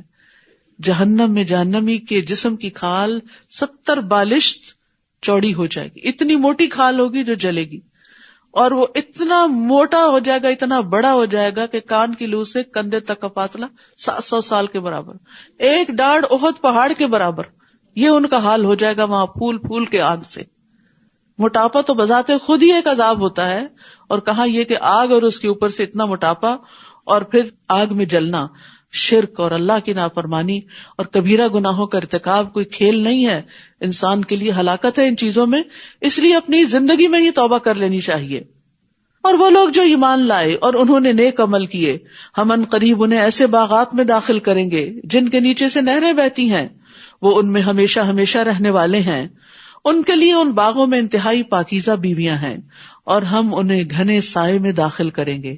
یاد رکھیے جہاں بھی جنت کی عورتوں کی بات آئی ہے پاکیزگی کی ساتھ ہی آئی ہے. تو ایک عورت کو پاکیزہ نگاہ ہونا چاہیے، پاکیزہ گفتگو کرنی چاہیے، اپنی عزت و عصمت میں پاکیزگی اختیار کرنی چاہیے، حرام چیزوں سے بچنا چاہیے. ان اللہ یأمرکم ان تؤدوا الامانات الی اہلہا، بے شک اللہ تمہیں حکم دیتا ہے کہ تم امانتیں ان کے اہل کے سپرد کرو، اور جب تم لوگوں کے درمیان فیصلہ کرو تو عدل کے ساتھ فیصلہ کرو. یعنی عہدے اور ذمہ داریاں صرف ان کو دو جو نبھانے کے اہل ہوں، اور اگر ان میں کوئی کانفلکٹ ہو جائے تو کسی ایک کے ساتھ فیوریٹزم نہیں کرنا، انصاف سے فیصلہ کرنا ہے. بے شک یہ بہت ہی عمدہ نصیحت ہے جو اللہ تمہیں کر رہا ہے. اس سے جماعتیں اور آرگنائزیشنز اور قومیں اور ملک آگے بڑھتے ہیں جب لوگوں کے درمیان انصاف ہوتا ہے، جسٹس ہوتا ہے. بے شک اللہ خوب سننے والا، خوب دیکھنے والا ہے. اے لوگو جو ایمان لائے ہو، اطاعت کرو اللہ کی اور اطاعت کرو رسول کی اور ان کی جو تم میں سے اولو الامر یعنی صاحب اختیار ہیں، تمہارے ذمہ دار ہیں، تمہارے امیر مقرر کیے گئے ہیں. پھر اگر تمہارے مابین کسی چیز میں اختلاف ہو جائے تو اسے اللہ اور رسول کی طرف پھیر دو، اولو الامر کی طرف نہیں. اتحاد اللہ رسول کی بات پر ہی ہو سکتا ہے، ورنہ ایک اپنی شخصیت کی طرف لے جائے گا تو دوسرا اپنے کسی بزرگ کی طرف معاملے کو لے جائے گا اور جھگڑے بڑھیں گے، جیسا کہ ہو رہا ہے شخصیت پرستی کے نتیجے میں. اگر تم اللہ اور یوم آخرت پر ایمان رکھتے ہو یہ بہتر ہے اور انجام کے اعتبار سے زیادہ اچھا بھی ہے. تو عمومی ہدایت کیا ہے کہ اختلاف کی صورت میں فیصلہ اللہ اور رسول کی طرف لے جاؤ کہ وہ کیا حکم دیتے ہیں. اور یہاں حکمرانوں کی اطاعت کی اہمیت بھی پتہ چلتی ہے، لیکن ان کی اطاعت اللہ کی اطاعت کے مطابق ہی ہوگی، اللہ کی نافرمانی میں نہیں. اگر وہ گناہ کا حکم دیں تو ان کی بات نہیں مانی جائے گی. کیا آپ نے دیکھا نہیں ان لوگوں کی طرف جو دعویٰ تو کرتے ہیں کہ وہ اس پر ایمان لائے جو آپ پر اتارا گیا اور جو آپ سے پہلے اتارا گیا، مگر وہ چاہتے یہ ہیں کہ وہ طاغوت کی طرف فیصلہ لے جائیں، یعنی اپنے بڑے سرداروں کی طرف، جبکہ بلا شبہ وہ اس کے کفر کا حکم دیے گئے تھے. اور شیطان چاہتا ہے کہ وہ انہیں گمراہ کر دے، دور کا گمراہ کرنا. اور جب ان سے کہا جاتا ہے کہ آؤ تم اس کی طرف جو اللہ نے نازل کیا اور آؤ رسول کی طرف، تو آپ منافقوں کو دیکھتے ہیں کہ وہ آپ سے رک ہی جاتے ہیں، وہ آپ سے فیصلہ نہیں لینا چاہتے. پھر کیا ہوتا ہے جب انہیں ان کے ہاتھوں کی کمائی کی وجہ سے کوئی مصیبت پہنچتی ہے؟ پھر وہ آپ کے پاس اللہ کی قسمیں کھاتے ہوئے آ جاتے ہیں کہ ہم نے تو صرف احسان اور موافقت کا ارادہ کیا تھا. تو یاد رکھیے گناہ مصیبتوں کا باعث بنتے ہیں.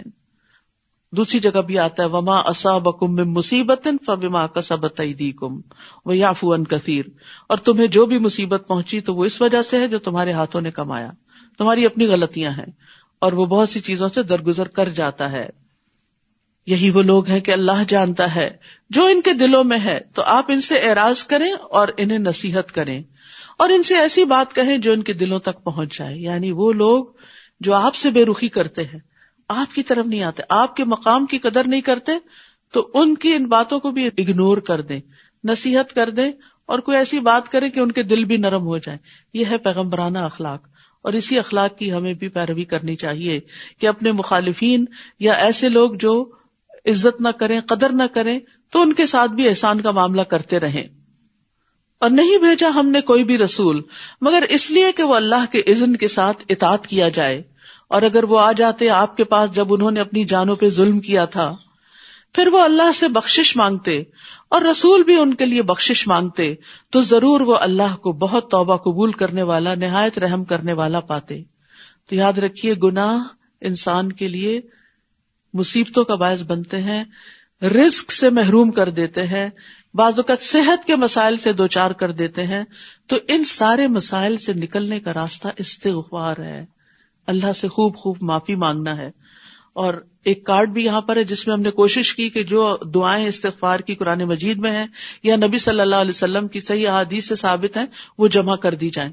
تو جس کسی کا کوئی بھی مسئلہ ہو وہ اگر روزانہ ان دعاؤں کو پڑھنا شروع کر دے اس نیت کے ساتھ کہ اللہ جو بھی رکاوٹیں ہیں جس نیک کام میں وہ دور کر دے، تو انشاءاللہ اللہ سبحانہ وتعالیٰ ضرور اس سے نکالے گا، کیونکہ اللہ کا وعدہ ہے یہ. پس نہیں قسم ہے آپ کے رب کی وہ مومن نہیں ہو سکتے یہاں تک کہ وہ آپ کو اس معاملے میں منصف بنائیں جس میں ان کے درمیان اختلاف ہوا ہے. پھر وہ اپنے دلوں میں اس فیصلے سے جو آپ نے کیا ہے کوئی تنگی نہ پائیں اور وہ اس کو پوری طرح تسلیم کر لیں. یعنی نبی صلی اللہ علیہ وسلم کے فیصلوں کو ماننا بھی نہایت ضروری ہے، یہ ایمان کا تقاضا ہے. اور اگر بے شک ہم ان پر لکھ دیتے کہ اپنے نفسوں کو قتل کرو یا اپنے گھروں سے نکل جاؤ یعنی معافی کے لیے، تو چند لوگوں کے سوا وہ ایسا نہ کرتے، اور اگر وہ وہی کرتے جس کی وہ نصیحت کیے جاتے ہیں تو ضرور وہ ان کے لیے بہتر ہوتا اور ثابت قدمی کے اعتبار سے زیادہ اچھا ہوتا. تو یاد رکھیے، بندہ جب اپنے علم کے مطابق عمل کرتا ہے تو اللہ سبحانہ تعالیٰ اس کے علم میں بھی اضافہ فرماتے ہیں اور اس کے اندر مزید ثابت قدمی بھی آتی ہے. یعنی ہم کہتے ہیں یا اللہ ہم ابھی تو سن رہے ہیں، ابھی تو عمل کر رہے ہیں، ایسا نہ ہو آئندہ زندگی میں بھٹک جائیں. نہیں، وَاعْتَصِمُوا بِحَبْلِ اللَّهِ جَمِيعًا، اللہ کی رسی قرآن کو مضبوط تھامے رکھو، استغفار کرتے رہو تو اللہ تعالیٰ ثابت قدمی بھی دے گا، نہیں پھسلو گے انشاءاللہ. اور تب ہم انہیں یقیناً اپنے پاس سے اجر عظیم عطا کرتے اور ہم ضرور انہیں سیدھے رستے کی طرف ہدایت دیتے. اور جو کوئی اللہ اور رسول کی اطاعت کرے تو وہ ایسے لوگوں کے ساتھ ہوں گے جن پر اللہ نے انعام کیا، انبیاء، صدیقین، شہداء اور صالحین میں سے. اور کتنے اچھے ہیں یہ لوگ بطور ساتھی کے. نبی صلی اللہ علیہ وسلم کی خدمت میں ایک صحابی حاضر ہوتے تھے تو وہ ایک دن کہنے لگے کہ اللہ کے رسول، جب آپ کے پاس ہوتا ہوں، آپ کو دیکھتا ہوں تو میرا دل خوش ہوتا ہے، لیکن مجھے یہ ڈر ہے کہ میں بھی فوت ہو جاؤں گا اور آپ بھی، تو پھر مرنے کے بعد آپ کا مقام تو بہت بلند ہوگا، ہم پتہ نہیں کہاں ہوں گے. تو اس پر وہ بہت غمگین ہو گئے کہ مرنے کے بعد آپ کی محبت اور آپ کی صحبت اور آپ کی رفاقت اور آپ کا قرب کیسے حاصل ہوگا. تو اس پر یہ آیت نازل ہوئی کہ جو اللہ اور رسول کی اطاعت کرے گا وہ ان لوگوں کے ساتھ ہوگا. اور حضرت انس کہتے ہیں کہ ہمارے لیے اس سے بڑھ کر خوشی کا کوئی دن نہیں تھا کہ جس دن آپ نے ہمیں یہ بتایا کہ المرء مع من احبہ، انسان اسی کے ساتھ ہوگا جس سے وہ محبت کرتا ہوگا. اگر ہماری محبت رسول اللہ صلی اللہ علیہ وسلم کے ساتھ سچی ہے، ہم آپ کی اطاعت کرتے ہیں، آپ کا اتباع کرتے ہیں، آپ کی سنتوں پر چلتے ہیں، آپ کے ساتھ ہماری ایک عقیدت ہے، تو انشاءاللہ آپ کے نقش قدم پر چلتے چلتے اللہ تعالیٰ قیامت کے دن بھی ساتھ دے گا. اور دو خاص مواقع پر، خاص طور پر جب حوض کوثر سے پانی ملے گا اور دوسرے شفاعت کا موقع، یہ اللہ کی طرف سے فضل ہے. اور کافی ہے اللہ بہت علم والا. اے لوگو جو ایمان لائے ہو، اپنا بچاؤ اختیار کرو، محتاط رہو، پھر خواہ چھوٹے دستوں میں نکلو یا سب اکٹھے ہو کر نکلو. کیونکہ اس دور میں مدینہ ہر وقت خطرات کا گڑھ بنا ہوا تھا اور ہر وقت کوئی نہ کوئی افواہ پھیلتی رہتی تھی کہ دشمن حملہ آور ہونے والا ہے یا دشمن کے مقابلے کے لیے نکلنا ہے. تو اس کے لیے کچھ اسٹریٹجیز بتائی گئی کہ کس طرح نکلو، کیا کرو.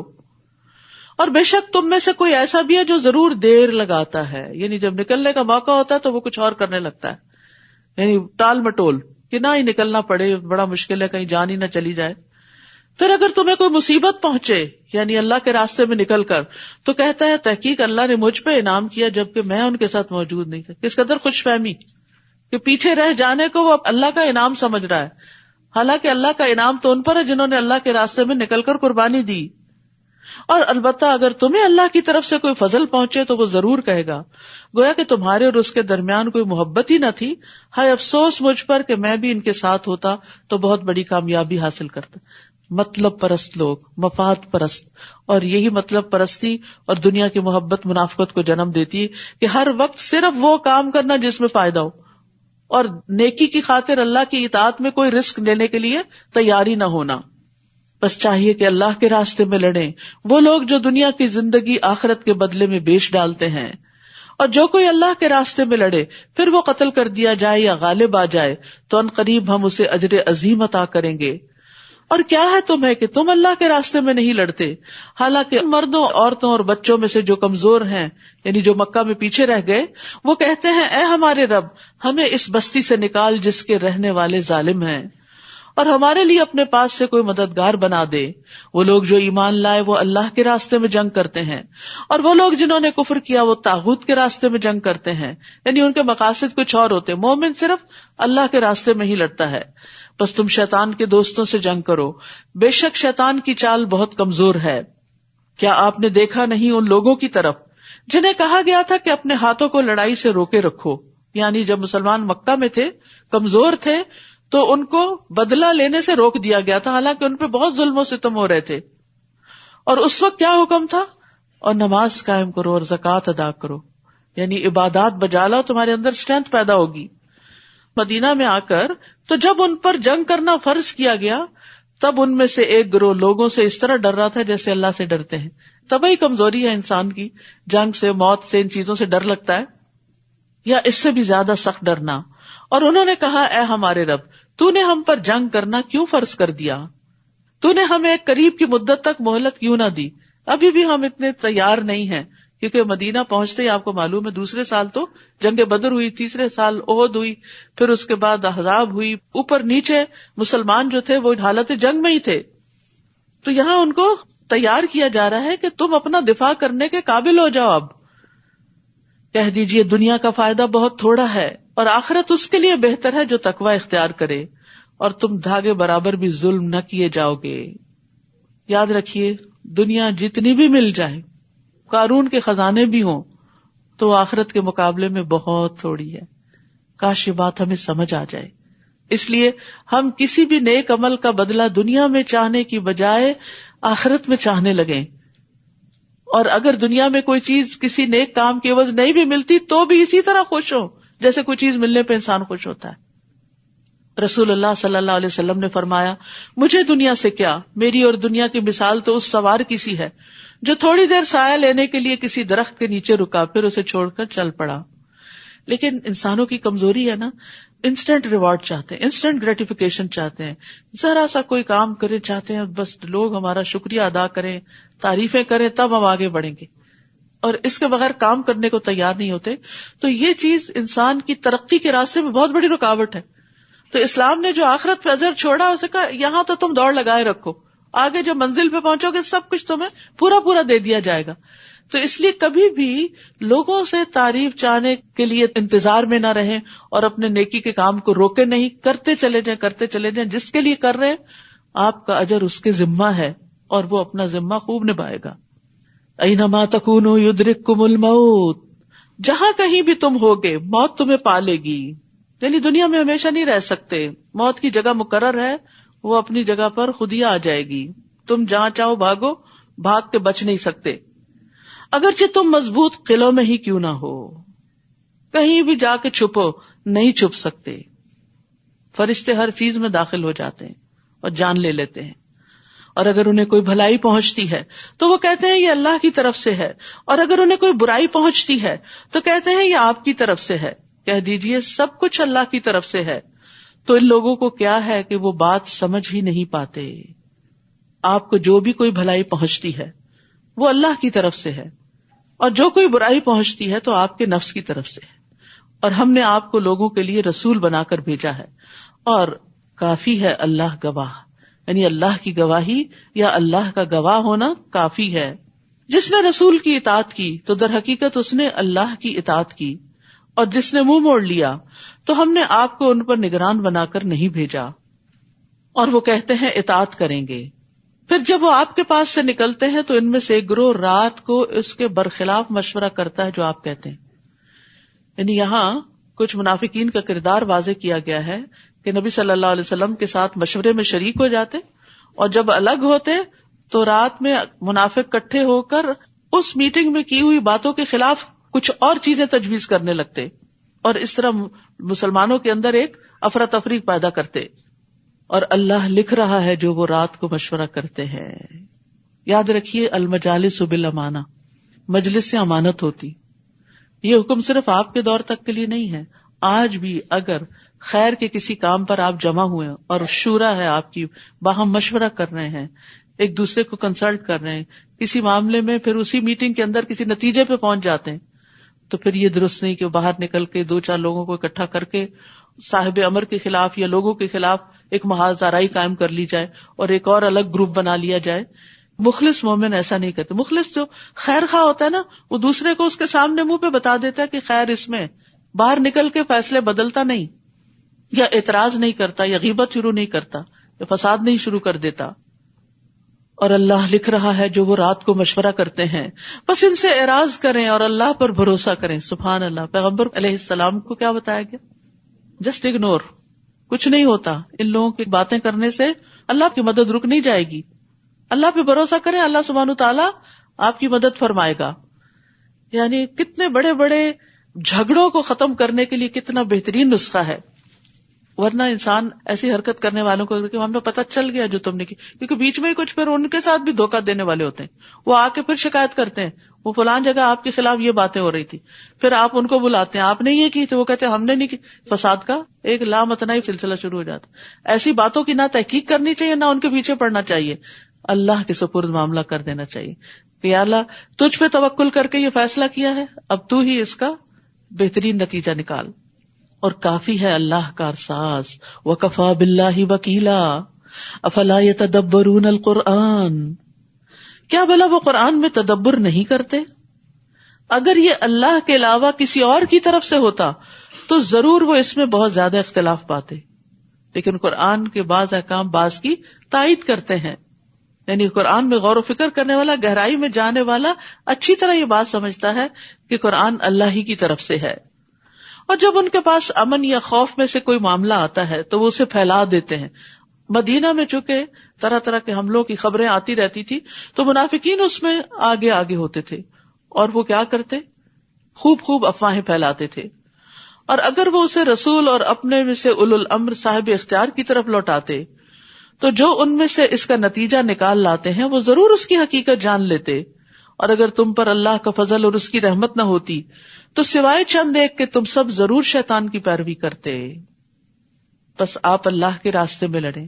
آپ صرف اپنی ہی جان کے مکلف بنائے گئے ہیں. یہاں نبی صلی اللہ علیہ وسلم سے خطاب ہے کہ آپ پر اپنی ہی ذمہ داری ہے، آپ اپنا کام کرتے جائیں اور مومنوں کو بھی ابھارے. یعنی آپ دوسروں کو موٹیویٹ ہی کر سکتے ہیں. تو اس سے یہ پتہ چلتا ہے کہ جو لیڈر ہوتا ہے وہ ایکشن سے لیڈ کرتا ہے، کام کر کے دکھاتا ہے، تو دوسرے لوگ پھر پیچھے آ جاتے ہیں. امید ہے کہ اللہ کافروں کی جنگ کو روک دے، اور اللہ بہت ہی سخت ہے لڑائی میں اور بہت ہی سخت ہے عبرتناک سزا دینے میں. من یشفع شفاعۃ حسنۃ یکن لہ نصیب منہا. جو کوئی سفارش کرے گا اچھی سفارش، اس کے لیے اس میں سے حصہ ہوگا. یعنی اگر کسی کا کوئی کام اٹکا ہوا ہے اور آپ کے کہنے سے وہ ہو جائے گا اور آپ کہہ دیتے ہیں تو جو نیکی کا کام ہوگا اس سب میں آپ کا حصہ پڑ گیا. حدیث میں آتا ہے الدال علی الخیر کفاعلہ. نیکی کی طرف رہنمائی کرنے والا بھی ایسا ہی ہے جیسا اس کو کر لینے والا. تو خیر کے کام نہ صرف یہ کہ خود کریں بلکہ دوسروں کو بھی ابھارتے رہیں اور دوسروں کو بھی موٹیویٹ کریں کہ وہ خیر میں تعاون کریں. تعاونوا علی البر والتقوی ولا تعاونوا علی الاثم والعدوان. نیکی اور تقوی کے کاموں میں ایک دوسرے سے تعاون کرو، اور ولا تعاونوا علی الاثم گناہ کے کام، والعدوان اور زیادتی کے کاموں میں ایک دوسرے کا ساتھ نہ دو بلکہ ایک دوسرے کو روکو اگر کوئی کسی کے اوپر زیادتی کر رہا ہے. اور جو کوئی سفارش کرے گا بری سفارش، اس کے لیے اس میں سے حصہ ہوگا، اور اللہ ہر چیز پر نگران ہے. تو اچھی سفارش سے لوگوں کے کام بن جاتے ہیں، لوگوں کے بیچ میں صلح ہو جاتی ہے، اور بری سفارش چغل خوری جیسا عمل ہوتا ہے اور اس سے فسادات پھیلتے ہیں. وَإِذَا حُيِّيتُم بِتَحِيَّةٍ فَحَيُّوا بِأَحْسَنَ مِنْهَا أَوْ رُدُّوهَا. اور جب تم دعا دیے جاؤ کوئی دعا تو تم بھی اس سے زیادہ اچھی دعا دو یا اسی کو لوٹا دو. بے شک اللہ ہر چیز پر خوب حساب لینے والا ہے. حساب لینے والا ہے جی. اس کا مطلب یہ کہ جو تمہارے ساتھ احسان کرے اس کے ساتھ تم بھی احسان کرو. حتیٰ کہ اگر کوئی تمہیں دعا دیتا ہے تو بدلے میں دعا دو. اور یہاں خاص طور پر اشارہ ہے سلام کرنے کا. یعنی اگر تمہیں کوئی سلام کرتا ہے تو تم بھی وعلیکم السلام کہو. یاد رکھیے سلام پھیلانا سلامتی ہے. آپ نے فرمایا سلام پھیلاؤ تم سلامت رہو گے، بڑے بڑے جھگڑوں فتنوں سے بچ جاؤ گے. گھر کی زندگی کے اندر بھی اگر گھر والے شوہر بیوی کو صبح اٹھ کے، بیوی شوہر کو، بچوں کو، سب ایک دوسرے کو سلام کرتے ہیں، جب گھر سے نکلتے ہیں سلام کر کے جاتے ہیں، واپس آتے ہیں سلام کرتے ہیں، تو گھر کی فضا میں خوشی پیدا ہو جاتی ہے اور سب دعائیں دیتے اور لیتے ہوئے جا رہے ہوتے ہیں. تو اس سے انسان کے اندر سلامتی بھی آتی ہے. سلام جو ہے یہ مغفرت کو واجب کرنے والا عمل ہے، نیکیوں کا باعث ہے. یعنی صرف السلام علیکم کہنے سے 10 نیکیاں، ورحمۃ اللہ کہنے سے 20، وبرکاتہ کہنے سے 30. اور آپس میں محبت بڑھانے کا ذریعہ ہے. جہاں آپ محبتوں کی کمی دیکھتے ہیں اس نسخے کو پلے باندھ لے، سلام کی کثرت کر دے، محبت پیدا ہو جائے گی، کیونکہ کمیونیکیشن شروع ہو جاتی ہے نا. رسول اللہ صلی اللہ علیہ وسلم نے فرمایا تم جنت میں داخل نہیں ہو سکو گے جب تک ایمان نہ لاؤ، اور تم ایمان نہیں لا سکتے جب تک آپس میں محبت نہ کرو. کیا میں تمہیں ایسی بات نہ بتا دوں کہ جب تم اس پر عمل کرو گے تو تمہارے درمیان محبت پیدا ہو جائے گی. جن ہسبینڈ وائف کے بیچ میں اختلاف ہے، لڑائی جھگڑا ہے اور ایک دوسرے کی شکل نہیں دیکھنا چاہتے، وہ سلام شروع کر دیں، کیونکہ سلام ہی تو ختم ہوتا ہے تو فساد اور بڑھ جاتے ہیں. تو آپس میں سلام کو عام کرو، زیادہ سے زیادہ کرو. اور سب سے بڑا بخیل وہ ہے جو سلام میں بخل کرتا ہو. پھر فرمایا اللہ لا الہ الا ہو لیجمعنکم الی یوم القیامۃ لا ریب فیہ ومن اصدق من اللہ حدیثا. اللہ نہیں کوئی حقیقی معبود مگر وہی، وہ ضرور تمہیں قیامت کے دن کی طرف جمع کرے گا جس میں کوئی شک نہیں. اللہ اکبر. ہم سب کشاں قدم بقدم اپنی موت کی طرف بڑھتے ہوئے آخرت کی طرف بڑھ رہے ہیں، جس میں سے کوئی بھی بچ نہیں سکتا. اور اللہ سے بڑھ کر بات میں کون زیادہ سچا ہے؟ یعنی یہ سب سے سچی بات ہے، اس پہ یقین کر لو، اس کی تیاری کر لو. تو کیا ہے تمہیں مسلمانوں کہ منافقوں کے بارے میں تم دو گروہ ہو گئے ہو، جبکہ اللہ نے انہیں ان کی کمائی کے سبب الٹا پھیر دیا ہے. یعنی گناہ جو ہے وہ انسان کو اور مصیبت میں مبتلا کرتے ہیں. کیا تم چاہتے ہو کہ تم انہیں ہدایت دو جنہیں اللہ نے گمراہ کر دیا، جن کے دل ٹیڑھے ہو گئے؟ اور جسے اللہ گمراہ کر دے تو تم ہرگز اس کے لیے کوئی راستہ نہ پاؤ گے. وہ دل سے چاہتے ہیں کہ کاش تم بھی کفر کرو جیسا انہوں نے کفر کیا، پھر تم سب برابر ہو جاؤ. لہٰذا تم ان میں سے کسی کو دوست نہ بناؤ یہاں تک کہ وہ اللہ کے راستے میں ہجرت کر جائیں.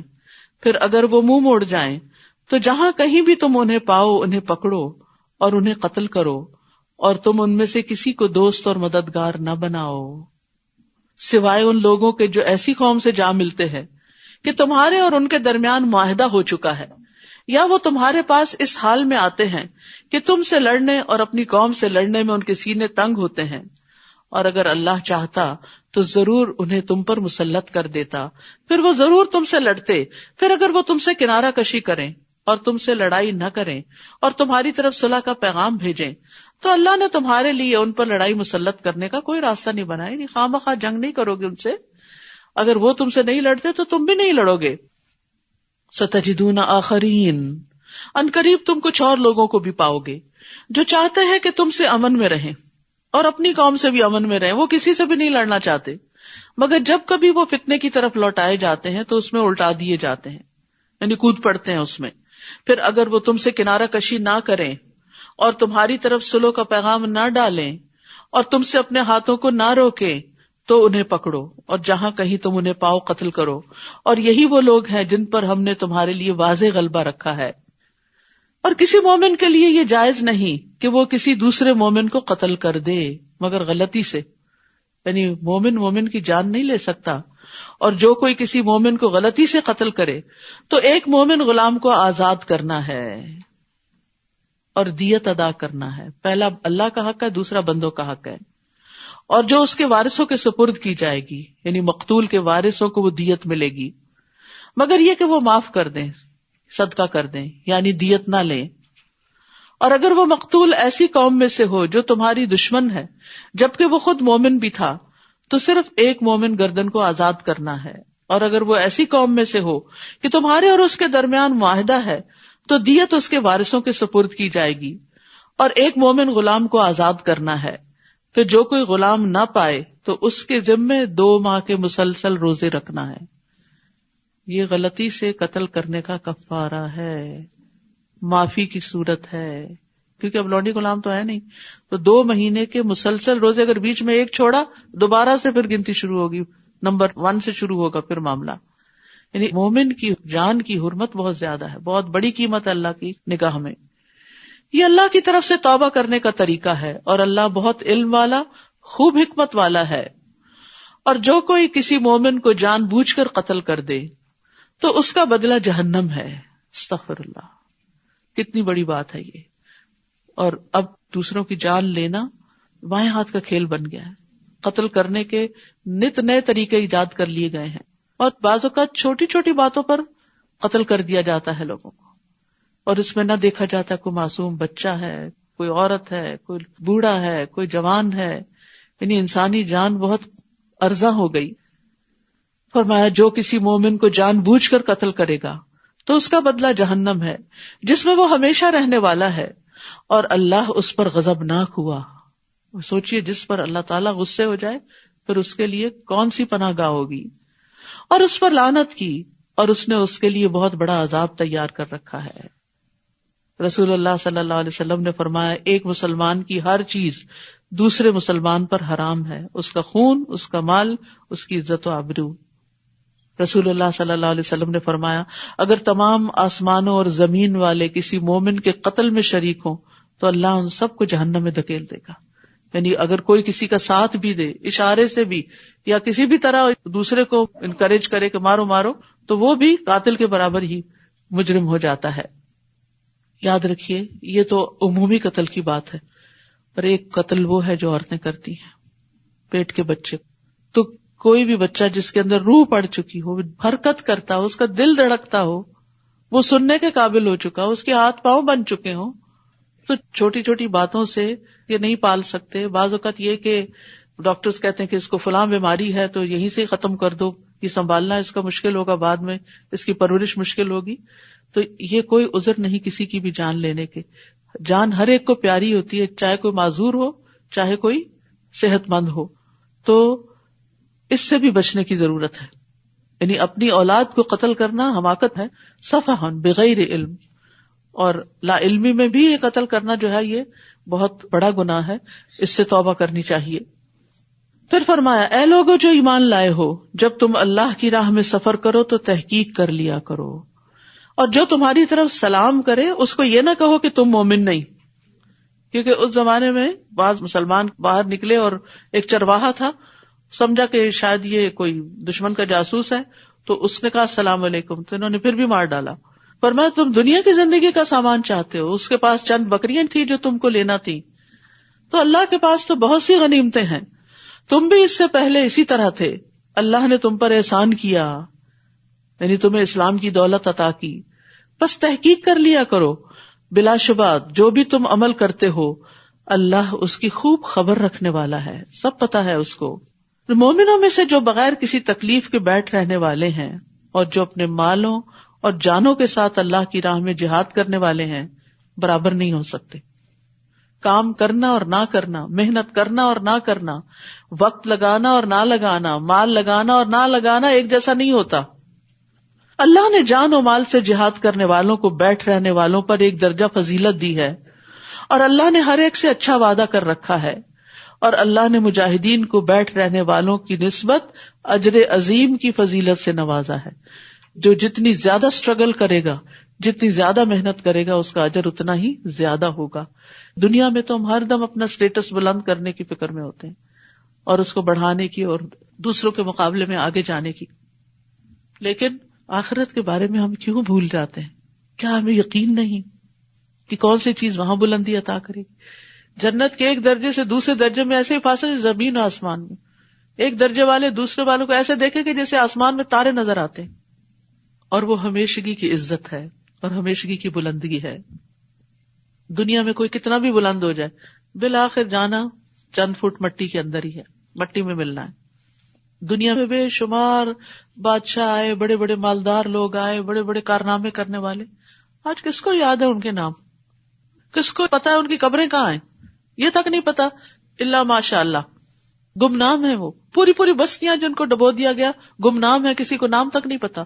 قرآن مجید میں آتا ہے لا یعلمہم الا اللہ، اللہ کے سوا ان کو کوئی جانتا ہی نہیں. یہ ہے دنیا کی حقیقت. اصل گھر تو آخرت ہے جس کو بنانے کی فکر کرنی چاہیے. فرمایا بڑے درجات ہیں اس کی طرف سے، اور بخشش اور رحمت ہے، اور اللہ بہت بخشنے والا نہایت رحم کرنے والا ہے. بے شک وہ لوگ جو فرشتے انہیں فوت کرتے ہیں اس حال میں کہ وہ اپنی جانوں پر ظلم کرنے والے ہیں، پوچھتے ہیں تم کس حال میں تھے؟ وہ کہتے ہیں ہم زمین میں کمزور تھے. وہ کہتے ہیں کیا اللہ کی زمین وسیع نہ تھی کہ تم اس میں ہجرت کر جاتے؟ بس ایسے ہی لوگوں کا ٹھکانہ جہنم ہے، اور وہ کتنا برا ٹھکانہ ہے. تو یہاں پر ہجرت کی فضیلت بتائی گئی ہے. ایک تو وہ ہجرت، بڑی ہجرت تھی جو نبی صلی اللہ علیہ وسلم کے زمانے میں ہوئی، لیکن باقی لوگوں کی ہجرت کیا ہے؟ نبی صلی اللہ علیہ وسلم نے فرمایا والمہاجر من ہجر ما نہی اللہ عنہ، اور مہاجر وہ ہے جو اللہ کی منع کی ہوئی چیزوں کو چھوڑ دے. ایک اور جگہ پر آتا ہے، آپ سے پوچھا گیا کون سی ہجرت افضل ہے؟ آپ نے فرمایا ایسے شخص کی جو اللہ کے حرام کردہ امور کو چھوڑ دے، غلط زندگی کو چھوڑ دے، غلط کاموں کو چھوڑ دے. ہجرت ہوتا ہے چھوڑنا، ان چیزوں کو چھوڑ کر اپنا ماحول بدل دے، اپنا کام بدل دے، اپنی عادتوں کو بدل دے. یہ سب ہجرت میں شمار ہوتی ہیں. سوائے ان مردوں، عورتوں اور بچوں کے جو بے بس ہیں، یعنی جو مکہ میں رہ گئے، جو ہجرت نہیں کر سکتے تھے، جو کوئی تدبیر کرنے کی طاقت نہیں رکھتے اور نہ وہ کوئی راستہ پاتے ہیں، بس یہی وہ لوگ ہیں. امید ہے کہ اللہ ان سے درگزر کرے گا اور اللہ بہت معاف کرنے والا ہے، بہت بخشنے والا ہے. اور جو کوئی اللہ کے راستے میں ہجرت کرے گا وہ زمین میں جائے پناہ اور بہت سی وسعت پائے گا. اور جو اپنے گھر سے اللہ اور اس کے رسول کی طرف ہجرت کرتے ہوئے نکلا پھر اسے موت آ گئی تو یقیناً اس کا اجر اللہ کے ذمہ ہو گیا، اور اللہ بہت بخشنے والا، نہایت رحم کرنے والا ہے. اور جب تم زمین میں سفر کرو تو تم پر کوئی گناہ نہیں کہ تم نماز میں قصر کر لو، اگر تمہیں خوف ہو کہ کافر تمہیں ستائیں گے، یعنی خوف کی حالت میں خاص طور پر. لیکن اس کے بعد جب خوف کی حالت ختم بھی ہو گئی تو جنگ کے علاوہ بھی جو عام امن والا سفر ہے اس میں بھی نماز کو آدھا کرنے کی اجازت ہے، رخصت ہے. فرمایا ان الکافرین کانوا لکم عدوا مبینا، یقیناً کافر تمہارے کھلے دشمن ہیں. تو یہاں قصر نماز کی مشروعیت کا ذکر ہے.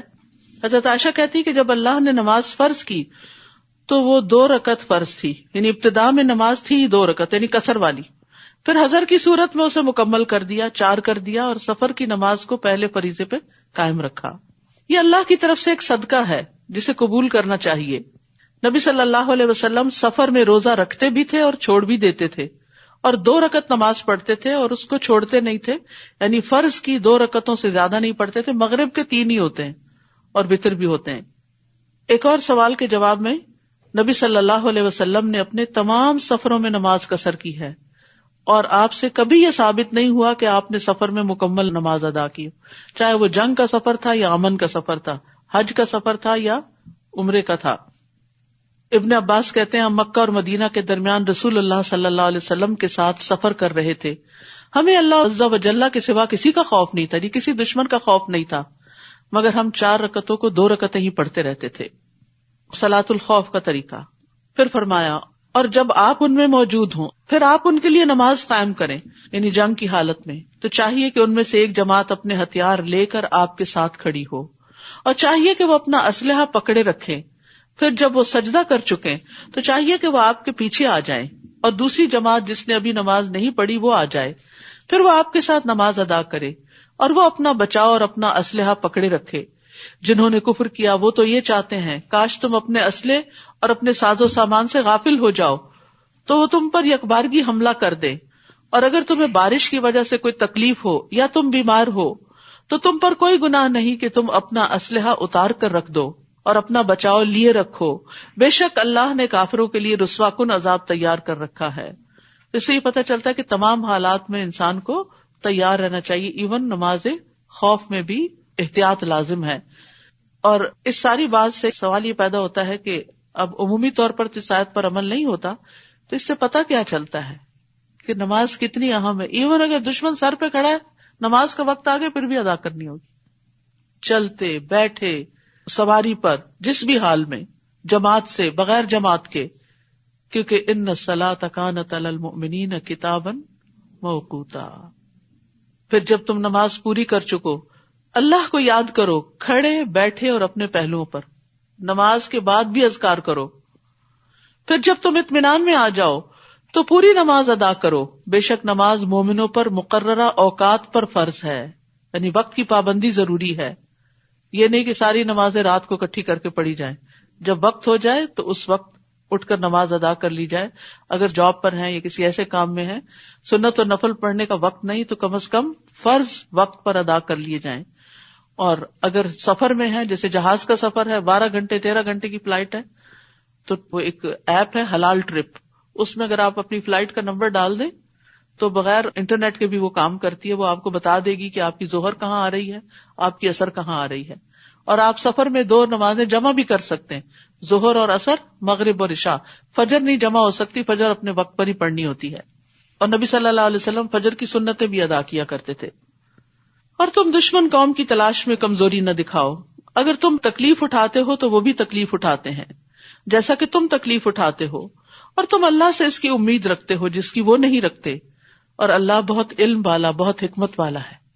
یعنی جو لوگ اپنی دنیا کے لیے کام کرتے ہیں وہ بھی اتنی محنت اور کوشش سے کرتے ہیں، اور جو آخرت کے لیے کرتے ہیں وہ محنت نہ کرے، قربانی نہ کرے. یعنی حیرت کی بات ہے نا کہ جو شارٹ ٹرم کے لیے کام کر رہا ہے وہ تو پوری محنت لگا رہا ہے، اور جو ہمیشہ کے لیے کام کر رہا ہے وہ بس صرف ٹل ٹلاوی کر رہا ہے. تو آخرت کے لیے جو اعمال ہم کرتے ہیں ان میں ہمیں سنجیدگی اور شوق دکھانا چاہیے. انا انزلنا الیک الکتاب بالحق، بے شک ہم نے آپ کی طرف حق کے ساتھ کتاب نازل کی ہے تاکہ آپ لوگوں کے درمیان اس کے ساتھ فیصلہ کریں جو اللہ نے آپ کو سجھایا ہے، اور آپ خیانت کرنے والوں کے حمایتی نہ بنیں. ایک مخصوص واقعے کی طرف بھی اشارہ ہے لیکن عمومی احکام بھی ہیں. واستغفر اللہ ان اللہ کان غفورا رحیما، اور اللہ سے بخشش مانگیں، بے شک اللہ بہت بخشنے والا، نہایت رحم کرنے والا ہے. اور آپ ان لوگوں کی طرف سے جھگڑا نہ کریں جو اپنے آپ سے خیانت کرتے ہیں، بے شک اللہ بہت خیانت کرنے والے، بہت گناہگار کو پسند نہیں کرتا. کس کو پسند نہیں کرتا؟ خوانا اسیما، جو بہت گناہگار ہو اور بہت خیانت کار ہو. وہ لوگوں سے تو چھپ سکتے ہیں اور اللہ سے نہیں چھپ سکتے. یہ سب کے لیے ہے کہ انسان تنہائی میں بھی کوئی غلط کام کرے گا تو اللہ تعالیٰ دیکھ لے گا، حالانکہ وہ ان کے ساتھ ہوتا ہے جب وہ راتوں کو ناپسندیدہ باتوں پر مشورے کرتے ہیں جن سے اللہ راضی نہیں ہوتا. یعنی وہ کام یا وہ چیزیں جن پہ اللہ راضی نہیں، وہ باتیں کرتے ہیں، اور جو عمل وہ کرتے ہیں اللہ اس کا احاطہ کرنے والا ہے، اس کو گھیرنے والا ہے. ہاں تم ہی وہ لوگ ہو جنہوں نے ان کی طرف سے دنیا کی زندگی میں جھگڑا کیا، تو قیامت کے دن ان کی طرف سے کون اللہ سے جھگڑا کرے گا؟ کون ان کا وکیل ہوگا؟ یعنی اپنی قوم ہو، خاندان ہو، رشتہ دار ہوں، دوست ہوں، ناحق ان کا ساتھ نہیں دینا چاہیے. کیونکہ اگر ہم جانتے ہیں وہ غلط کر رہے ہیں اور پھر بھی ان کا دفاع کر رہے ہیں اور دوسرے مظلوم کو اس کا حق نہیں مل رہا تو یہ بہت بڑی زیادتی کی بات ہے. جیسے گھریلو زندگی میں آپ دیکھیں کہ بعض اوقات بیٹیاں ماں کے ساتھ مل جاتی ہیں، بہو کو اکیلا چھوڑ دیتی ہیں، حالانکہ انہیں یہ پتا ہوتا ہے کہ زیادتی ماں ہی کر رہی ہے. یہ بھی ظلم ہے. ماں کی محبت، احترام اس چیز میں حائل نہ ہو کہ آپ انصاف کا فیصلہ کریں. انسان کو ہمیشہ انصاف کی بات کرنی چاہیے، چاہے دوسری طرف اپنا کتنا ہی عزیز اور پیارا کیوں نہ ہو. لیکن افسوس کے ساتھ یہ کہنا پڑتا ہے کہ بعض اوقات مائیں اپنے بچوں کی غلطی کو نہیں دیکھتی، سارا الزام دوسروں پہ دھر دیتی اور دوسروں کو ہی مجرم قرار دے دیتے. تو اس لیے کبھی بھی اپنے پیاروں کا دفاع آخرت میں کام نہیں آئے گا. بات انسان کرے تو انصاف والے قیامت کے دن نور کے ممبروں پر ہوں گے. وَمَن يَعْمَلْ سُوءًا أَوْ يَظْلِمْ نَفْسَهُ ثُمَّ يَسْتَغْفِرِ اللَّهَ يَجِدِ اللَّهَ غَفُورًا رَحِيمًا، اور جو کوئی برا عمل کرے یا اپنی جان پر ظلم کرے پھر وہ اللہ سے بخشش مانگے تو وہ اللہ کو بہت بخشنے والا، نہایت رحم کرنے والا پائے گا. پھر بخشش کی بات آ گئی. آج تو آپ کو بخشش کی دعائیں ضرور ہی پڑھ لینی چاہیے. اور اس کے علاوہ صلاۃ التوبہ بھی ہوتی ہے، یعنی دعائیں پڑھنے کے علاوہ آپ یوں کر سکتے ہیں 2 نفل پڑھ کے پھر اس کے بعد بخشش کی ساری دعائیں پڑھ لی جائیں. تو اللہ سبحانہ وتعالیٰ سے یہ دعا کہ اللہ پچھلے سارے گناہ معاف کر دے تاکہ ہمارے گناہوں کی وجہ سے جو ہمارے کاموں میں رکاوٹ ہے، جو دنیا میں ہمیں مسائل پیش آئے ہیں، وہ بھی ہٹ جائیں. بہترین وظیفہ ہے یہ. رسول اللہ صلی اللہ علیہ وسلم نے فرمایا جو مسلمان کوئی گناہ کر بیٹھے پھر وضو کرے، اس کے بعد 2 رکعت نماز پڑھے اور اللہ تعالیٰ سے اپنے اس گناہ کی معافی مانگے تو اللہ تعالیٰ اس کے گناہ کو یقیناً معاف کر دے گا، چاہے وہ کتنا ہی بڑا گناہ ہو. اور اللہ سے پوری امید کے ساتھ توبہ کرنی چاہیے، بخشش مانگنی چاہیے. اور پھر آپ دیکھیے اللہ سبحانہ تعالیٰ کا کتنا فضل اور کتنی رحمت ہے کہ انسان کو گناہ کے بعد مہلت دی جاتی ہے کہ توبہ کر لے. اگر وہ کر لے تو گناہ لکھا ہی نہیں جاتا، ورنہ ایک گناہ لکھ لیا جاتا ہے. رسول اللہ صلی اللہ علیہ وسلم نے فرمایا بائیں طرف والا فرشتہ 6 گھڑیاں مسلمان گناہ گار بندے سے اپنا قلم اٹھائے رکھتا ہے. اگر وہ شرمندہ ہو اور اللہ سے استغفار کر لے تو وہ لکھے بغیر قلم رکھ دیتا ہے، ورنہ ایک گناہ لکھ لیتا ہے. اور جو کوئی گناہ کماتا ہے تو بے شک وہ اپنے ہی خلاف کماتا ہے، یعنی اس کا وبال اسی پہ پڑے گا جو کرے گا. اور اللہ بہت علم والا، بہت حکمت والا ہے. اور جو کوئی کسی خطا یا گناہ کا ارتکاب کرے پھر وہ کسی بے گناہ پر اس کا الزام لگا دے، غلطی خود کرے، الزام دوسرے کو دے دے، تو یقیناً اس نے بہتان اور کھلم کھلے گناہ کا بوجھ اٹھایا، بہت بڑی زیادتی کی اس نے. اور اگر آپ پر اللہ کا فضل اور اس کی رحمت نہ ہوتی تو ان میں سے ایک گروہ نے ضرور آپ کو بہکا دینے کا ارادہ ہی کر لیا تھا، اور نہیں وہ بہکاتے مگر اپنے ہی آپ کو، اور وہ آپ کو کچھ بھی نقصان نہیں دے سکتے. اور اللہ نے آپ پر کتاب اور حکمت نازل کی اور آپ کو وہ سکھایا جو آپ نہ جانتے تھے، اور آپ پر اللہ کا بہت بڑا فضل ہے. سبحان اللہ. یہاں اللہ سبحانہ وتعالی نبی صلی اللہ علیہ وسلم پر اپنے احسانات کا ذکر بھی فرما رہے ہیں کہ اللہ نے آپ کو کتاب اور حکمت دی اور وہ کچھ سکھا دیا جو آپ کو پتا نہیں تھا، کیونکہ آپ ایک نبی امی تھے. مکہ میں لائبریریز نہیں تھیں، مکہ میں کوئی اسکالرز نہیں تھے کہ جن سے آپ کچھ سیکھتے. آپ کے علم کا واحد منبع وحی الہی ہے.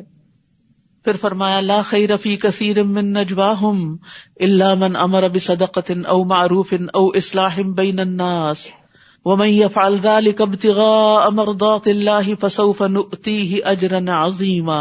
ان کی بہت سی سرگوشیوں میں کوئی بھلائی نہیں، یعنی کسر پسر میں، وسپرنگ میں، سوائے اس کے جو صدقہ کرنے یا نیکی کرنے یا لوگوں کے درمیان اصلاح کرنے کا حکم دے. یعنی کانوں میں باتیں کرنا، دوسرے کے چپکے مجلس میں باتیں کرنا ناپسندیدہ چیز ہے. جب آپ سب کے ساتھ بیٹھے ہو تو سب کے ساتھ ایک کامن بات کریں جو سب کے انٹرسٹ کی ہو. یہ نہیں کہ باقی سب الگ ہیں اور یہ دو آپس میں باتیں کیے چلے جا رہے ہیں، یہ آداب مجلس کے خلاف ہے. لیکن بعض اوقات انسان اگر کوئی بات اونچی آواز سے کہے تو اس سے کسی دوسرے کی عزت پہ یا انا پہ یا کسی چیز پہ کوئی ضرب آ سکتی ہے، کوئی اس کو ناپسندیدگی ہو سکتی ہے. مثلاً کسی کو صدقہ دینے کا حکم کہ جاؤ فلاں کو یہ صدقہ دے دو. آپ مثلاً بیٹھے ہیں اپنے رشتے داروں کے ساتھ، گھر میں بیٹھے ہیں، کسی گیدرنگ میں ہیں، اتنے میں کوئی ایسا شخص آ جاتا ہے کہ جس کے ساتھ آپ نے وعدہ کر رکھا تھا کہ آپ اس کو کچھ دیں گے. اب وہ شخص بھی نہیں چاہتا کہ سب کو پتہ چلے، آپ بھی نہیں چاہتے کہ یہ راز سب پہ کھلے، کیونکہ چھپا صدقہ ویسے بھی افضل ہے. اب آپ کیا کر سکتے ہیں؟ اٹھ بھی نہیں سکتے کیونکہ وہ سچویشن ایسی ہے کہ آپ خود اٹھ کے جا کے اس کی مدد بھی نہیں کر سکتے. لا محالہ آپ کو کسی سے ہی کام لینا ہے، تو آپ یہ نہیں کر سکتے او فلاں ادھر آؤ، اس فلاں کو یہ صدقہ کرو، فلاں چیز دے دو. نہیں، اس سے اس کی عزت نفس مجروح ہوگی. اب آپ کیا کر سکتے؟ ہو سکتا ہے آپ کے دائیں ہاتھ آپ کا کوئی مددگار بیٹھا ہو، آپ اس کے کان میں چپکے سے کہیں کہ وہ فلاں الماری میں فلاں جگہ فلاں پیکٹ رکھا ہوا ہے، وہ نکال کے چپکے سے فلاں کو دے دو. یہ سرگوشی پسندیدہ ہے. یا نیکی کرنے، یا اسی طرح نیکی کا کوئی اور کام ہے، یا لوگوں کے درمیان اصلاح کرنے کا حکم، یعنی دو لوگ لڑائی جھگڑا کر رہے ہیں تو ان کے بیچ میں کوئی ایسی بات کہ جس سے لوگوں کی صلح ہو جائے تو وہ بھی چپکے کی جا سکتی ہے. اور جو کوئی اللہ کی رضامندی چاہنے کے لیے ایسا کرے گا تو ہم ضرور اسے اجر عظیم سے نوازیں گے. اور جو کوئی رسول کی مخالفت کرے اس کے بعد کہ ہدایت اس کے لیے واضح ہو گئی اور مومنوں کے راستے کے علاوہ کسی اور راستے کی پیروی کرے تو ہم اسے اسی طرف پھیر دیں گے جدھر وہ پھر گیا، اور ہم اسے جہنم میں جلائیں گے، اور وہ کتنی بری ہے لوٹنے کی جگہ. امام شافعی نے 300 بار قرآن مجید پڑھا ایک حکم کو جاننے کے لیے کہ مسلمانوں کا جس چیز پر اجماع ہو اس کا کیا حکم ہے. تو آخری بار ان کو اس آیت میں اپنے مسئلے کا جواب مل گیا. تو یہ علماء کا غور و فکر ہوتا تھا کہ وہ ہماری طرح صرف نیکیاں کمانے کے لیے نہیں قرآن پڑھتے تھے، وہ بھی پڑھنا چاہیے، لیکن اس میں سے احکامات کا استنباط کرنے کے لیے. استنباط کا لفظ چاہیے نبتا سے، نبت کہتے ہیں کنویں کی تہہ سے پہلے پانی کا نکلنا. کنواں کیسے کھودا جاتا ہے؟ کسی نے دیکھا ہے وہ پروسیس کتنا مشکل ہوتا ہے؟ یعنی ایک چھوٹے سے سرکل کی مٹی نکال کے باہر پھینکنی ہوتی ہے، اور جو نکالنے والا ہوتا ہے وہ خود نیچے اترتا ہے، اور پھر آپ سوچئے کہ کتنی تہ نکالتا ہے، اور پھر جا کے پانی آتا ہے. تو اتنی سخت مشقت کرنی پڑتی ہے، اتنا کچھ پڑھنا پڑتا ہے، جب جا کر کسی مسئلے کا حل ملتا ہے. ہم ہتھیلی پہ سرسوں جمانا چاہتے ہیں، علم کے ساتھ کمٹمنٹ ہونی چاہیے. حقیقت یہ ہے کہ کوئی بھی نیکی کا کام کریں اس کے ساتھ کمٹمنٹ ضرور کریں. یہ نہیں ایک دن کر لیا دوسرے دن نہ کر لیا، چھوٹی چھوٹی باتوں کو عذر بہانہ بنا لیا. اور بعض اوقات صرف اپنی سستی ہوتی ہے کہ جس کی وجہ سے ہم خیر کثیر سے محروم رہ جاتے ہیں. اب مثال کے طور پر آپ نے آنا شروع کیا، ابھی کسی دن کہیں چلو آج گھر سے ہی سن لیتے، ایک دن گھر میں بیٹھیں گے، دوسرے دن کہ اچھا کام کر کے سن لیتے ہیں، تیسرے دن کہیں گے بعد میں سن لیتے ہیں، ریکارڈنگ تو اویلیبل ہے. اور پھر وہ کب سنیں گے وہ اللہ ہی کو پتا ہے کہ سنیں گے بھی کہ نہیں سنیں گے. تو جس کام کو بھی آپ شروع کریں اس کو نبھائیں. ہمارے اسلاف میں اتنی خوبصورت مثالیں ملتی ہیں. مثلا سعید بن مسیب ہیں، نام سنا ہوا، بہت مشہور تابعی ہیں، ابو ہریرہ کے داماد تھے رضی اللہ عنہ. وہ کہتے ہیں کہ 30 سال سے میں نے فجر کی نماز کی پہلی تکبیر مس نہیں کی. 30 سال سے فجر کی نماز، اور وہ بھی اللہ اکبر جب ہوئی تو میں جماعت میں شامل تھا. ایسے لوگ. اور اب ہمارے ہاں فجر کیا کسی اور بھی نماز کا وقت ہو اور کچھ نہیں تو چھوٹی موٹی ایسی بس گپ شپ میں باتوں میں بازو کا جمعہ شروع ہو چکا ہوتا تھا، ہم کہتے ہیں اچھا بھی جاتے ہیں. خواتین کے لیے تو یہ حکم نہیں ہے کہ جماعت سے نماز پڑھیں، لیکن میں صرف کمٹمنٹ کی مثال دے رہی ہوں. اسی طرح ایک اور امام تھے، امام ربیعہ رائی، امام مالک کے استاد تھے، فقہ میں بہت بڑے امام مانے جاتے ہیں وہ بھی. انہوں نے بھی اسی طرح کی بات کی کہ 40 سال سے ان کی تکبیر اولیٰ فوت نہیں ہوئی. ہمارا دین اور ہماری یہ نمازیں ہمیں وقت کی پابندی سکھاتی. آج ہم اور لوگوں کو اپریشیٹ کرتے ہیں کہ فلاں شخص اپنے کام پہ کبھی 1 منٹ بھی لیٹ نہیں ہوا. لوگ اس کو قابل فخر بات سمجھتے ہیں کہ میں اپنی ڈیوٹی سے کبھی بھی لیٹ نہیں ہوا. تو جب ہم دنیا کی نوکری کے کریڈٹ بنانے میں اور اپنا اچھی ساکھ بنانے میں اتنی پابندی کرتے ہیں تو ہم میں سے کوئی یہ بھی دیکھ لے کہ آخرت کی کمائی کے لیے ہماری کمٹمنٹ کتنی ہے. ہم میں سے کون یہ کہہ سکتا ہے آج تک میری ایک بھی فجر کی نماز قضا نہیں ہوئی؟ کوئی ہے جو دعویٰ کرے؟ کوئی نہیں کر سکتا. اوہو بس پتہ نہیں رات کو تھک گئی تھی، صبح آنکھ نہیں کھلی، پتہ نہیں وہ الارم بھی لگایا تھا کیا ہوا. نہیں، وقت کی پابندی، کمٹمنٹ نبھانا، یہ بہت اعلیٰ درجے کی نیکی ہے. ان اللہ لا یغفر ان یشرک بہ ویغفر ما دون ذلک لمن یشاء ومن یشرک باللہ فقد ضل ضلالا بعیدا. بے شک اللہ نہیں بخشے گا کہ اس کے ساتھ کسی کو شریک ٹھہرایا جائے. پھر دوبارہ یہی بات آئی، شرک ناقابل معافی گناہ ہے، اور جو اس کے علاوہ ہوگا وہ جس کے لیے چاہے گا بخش دے گا. اور جو کوئی اللہ کے ساتھ شریک ٹھہرائے تو یقیناً وہ گمراہی میں بہت دور بھٹک گیا. شرک سے برات کے لیے لا الہ الا اللہ کا ورد بڑا فائدہ مند ہے، اور لا الہ الا اللہ کا معنی سمجھنا بڑا ضروری ہے. یہ ایک پورا کارڈ اس پہ بنایا گیا کہ لا الہ الا اللہ پڑھنے کی فضیلت کیا ہے اور کس کس طرح پڑھا جائے. تو یہ بھی ایک بڑی اچھی یاد دہانی ہوتی ہے اپنے توحید کے سبق کو دہرانے کی. ابو درداء سے روایت ہے، کہتے ہیں کہ میں نے رسول اللہ صلی اللہ علیہ وسلم کو فرماتے ہوئے سنا کہ ہر گناہ کے بارے میں امید ہے کہ اللہ اسے بخش دے گا سوائے اس شخص کے جو مشرک ہو کے مرا یا کسی نے مومن کو جان بوجھ کے قتل کیا. مشرک کے اعمال بھی قبول نہیں ہوتے. فرمایا پیر اور جمعرات کے دن جنت کے دروازے کھول دیے جاتے ہیں اور ہر اس بندے کی مغفرت کر دی جاتی ہے جو اللہ کے ساتھ کسی کو شریک نہیں کرتا، اور اس بندے کے سوا جس کی اپنے بھائی کے ساتھ عداوت ہو. یعنی لوگوں سے دشمنی رکھنا جو ہے یہ بھی انسان کو بہت بڑی محرومیوں کا شکار کر دیتا ہے. چنانچہ کہا جاتا ہے ان دونوں کو مہلت دو حتیٰ کہ یہ صلح کر لیں، ان دونوں کو مہلت دو حتیٰ کہ صلح کر لیں، ان دونوں کو مہلت دو حتیٰ کہ صلح کر لیں، اور پھر صلح کر لیں تو اس کے بعد ان کی بھی بخشش کر دی جائے گی. ان يدعون من دونه الا اناثا وان يدعون الا شیطانا مریدا. نہیں وہ پکارتے اس کے سوا مگر دیویوں کو، اور نہیں وہ پکارتے مگر سرکش شیطان کو. یعنی یہ شرک کی علامات ہیں، دیوتاؤں اور دیویوں کو پکارنا، ان کے پاس مرادیں لے کے جانا، ان سے دعائیں کرنا، اور اسی طرح شیطان کی بندگی کرنا. اللہ نے اس پر یعنی شیطان پر لعنت کی، اور اس نے کہا یعنی شیطان نے کہا میں تیرے بندوں میں سے ایک مقرر حصہ ضرور بے ضرور لے کر رہوں گا، ان کو اپنا چیلا بنا کے چھوڑوں گا. اور دن رات وہ اس کام پہ لگا ہوا ہے، اور اس کے لیے اس نے مہلت مانگی تھی کہ مجھے قیامت تک زندگی دے دی جائے، اور اس کو دے دی گئی، اور وہ ہر وقت اب یہی کچھ کر رہا ہے. برائیوں کو خوبصورت بنا بنا کے لوگوں کو اپنے جال میں پھانستا ہے. امام ابن قیم کہتے ہیں کہ شیطان کی ایک حیران کن چال یہ ہے کہ وہ انسان کے نفس کو سونگھتا ہے، یہاں تک کہ وہ جان لیتا ہے کہ ان 2 قوتوں میں سے کون سی قوت انسان کے نفس پہ غالب آتی ہے. نمبر 1 پیش قدمی اور بہادری کی قوت کہ کر لوں گا، یہ نیکی کا کام کروں گا میں تو، اور نمبر 2 باز رہنے اور پیچھے ہٹنے اور کمزور ہونے کی قوت. یعنی یہ بندہ نیکی میں آگے جانے والا یا پیچھے رہنے والا ہے، اور جو بزدل ہے پیچھے رہنے والا اس کو وہ کنٹرول کر لیتا ہے، اور جس کے بارے میں پتا چل جاتا ہے کہ نہیں یہ تو باز ہی نہیں آئے گا، تو پھر وہ اگلے سٹیپ پہ جا کے کوئی اور چال چلتا ہے۔ تو یاد رکھیے بلند ہمتی پیدا کیجیے اپنے اندر، نیکی کے کاموں کو مشکل نہ جانیے، کوتاہی نہ کیجیے، سستی نہ کیجیے۔ شیطان کے وسوسے دو طرح کے ہوتے ہیں، یا تو وہ کوتاہی کا وسوسہ ڈالتا ہے، یا وہ اس میں حد سے بڑھنے یا غلوب کی طرف لے جاتا ہے۔ اسے پرواہ نہیں کس میں وہ کامیاب ہوتا ہے، یعنی جو تو کمزوری دکھاتا ہے اس کو کمزوری کے اور وسوسے ڈالتا ہے، اور جو بہادری دکھاتا ہے اس کو کہتا ہے حد سے آگے بڑھ جاؤ، تو اس کو بھی رکنا ہوتا ہے۔ نو ایکسٹریمزم، نہ ادھر سے نہ ادھر سے، درمیان کی راہ۔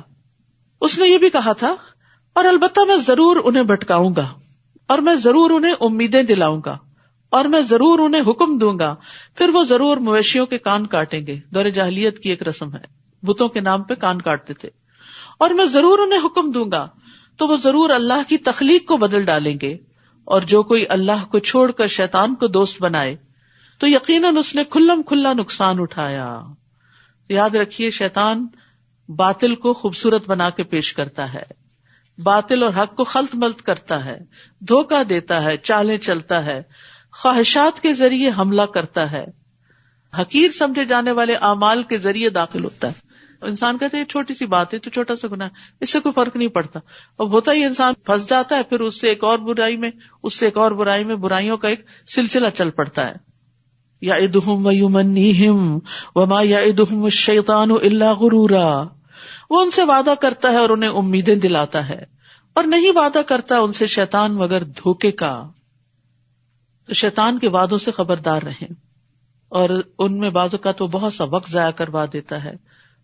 یہی لوگ ہیں جن کا ٹھکانہ جہنم ہے، اور وہ اس سے کوئی جائے پناہ نہ پائیں گے، یعنی شیطان ان کو اپنے ساتھ ہی لے کے دم لے گا۔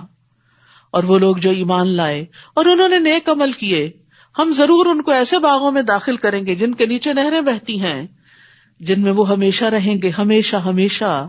اللہ کا وعدہ سچا ہے، وَمَنْ أَصْدَقُ مِنَ اللَّهِ قِيلًا، اور اللہ سے بڑھ کر کون زیادہ سچا ہے قول و قرار میں۔ پیچھے بھی اللہ کے وعدے کے سچے ہونے کی بات تھی، یہاں پھر وہاں سزا پر اور یہاں جزا پر۔ برا عمل کرنے پر جو اللہ نے سزا بتائی ہے پھر وہ انسان کے مقدر ہو کر رہے گی، اور نیک عمل کرنے والے کے لیے جو جزا اللہ نے بتائی ہے وہ بھی بالکل سچی ہے۔ لَيْسَ بِأَمَانِيِّكُمْ وَلَا أَمَانِيِّ أَهْلِ الْكِتَابِ مَن يَعْمَلْ سُوءًا يُجْزَ بِهِ وَلَا يَجِدْ لَهُ مِن دُونِ اللَّهِ وَلِيًّا وَلَا نَصِيرًا۔ نہ تمہاری آرزوؤں پر منحصر ہے اور نہ اہل کتاب کی آرزوؤں پر، یعنی تمہاری امیدیں اور تمنائیں تمہیں فائدہ نہ دیں گی۔ جو کوئی برا عمل کرے گا وہ اس کا بدلہ دیا جائے گا، اور وہ اپنے لیے اللہ کے سوا کوئی دوست اور مددگار نہ پائے گا، کوئی اور چھڑانے کے لیے نہیں آئے گا۔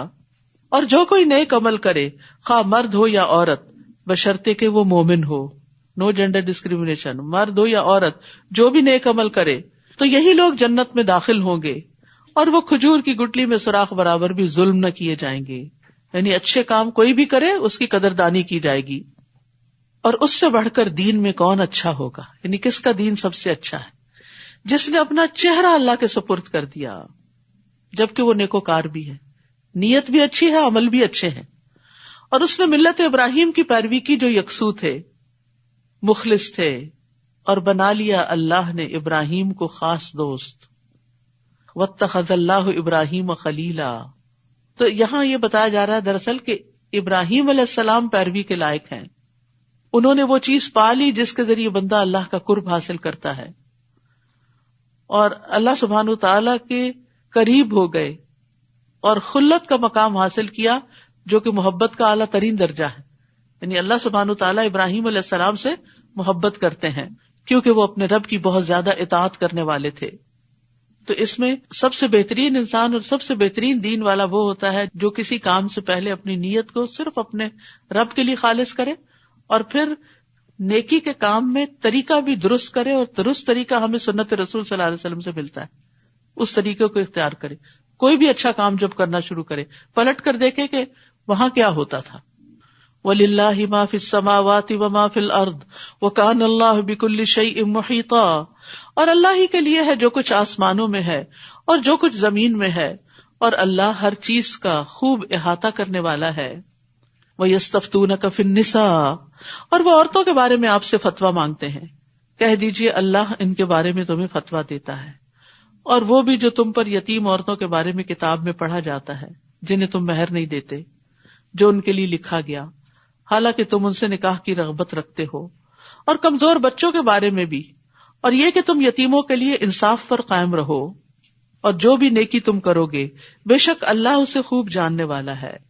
تو یاد رکھیے ہمارے دین میں یتیموں کے حقوق کا بہت لحاظ رکھا گیا ہے۔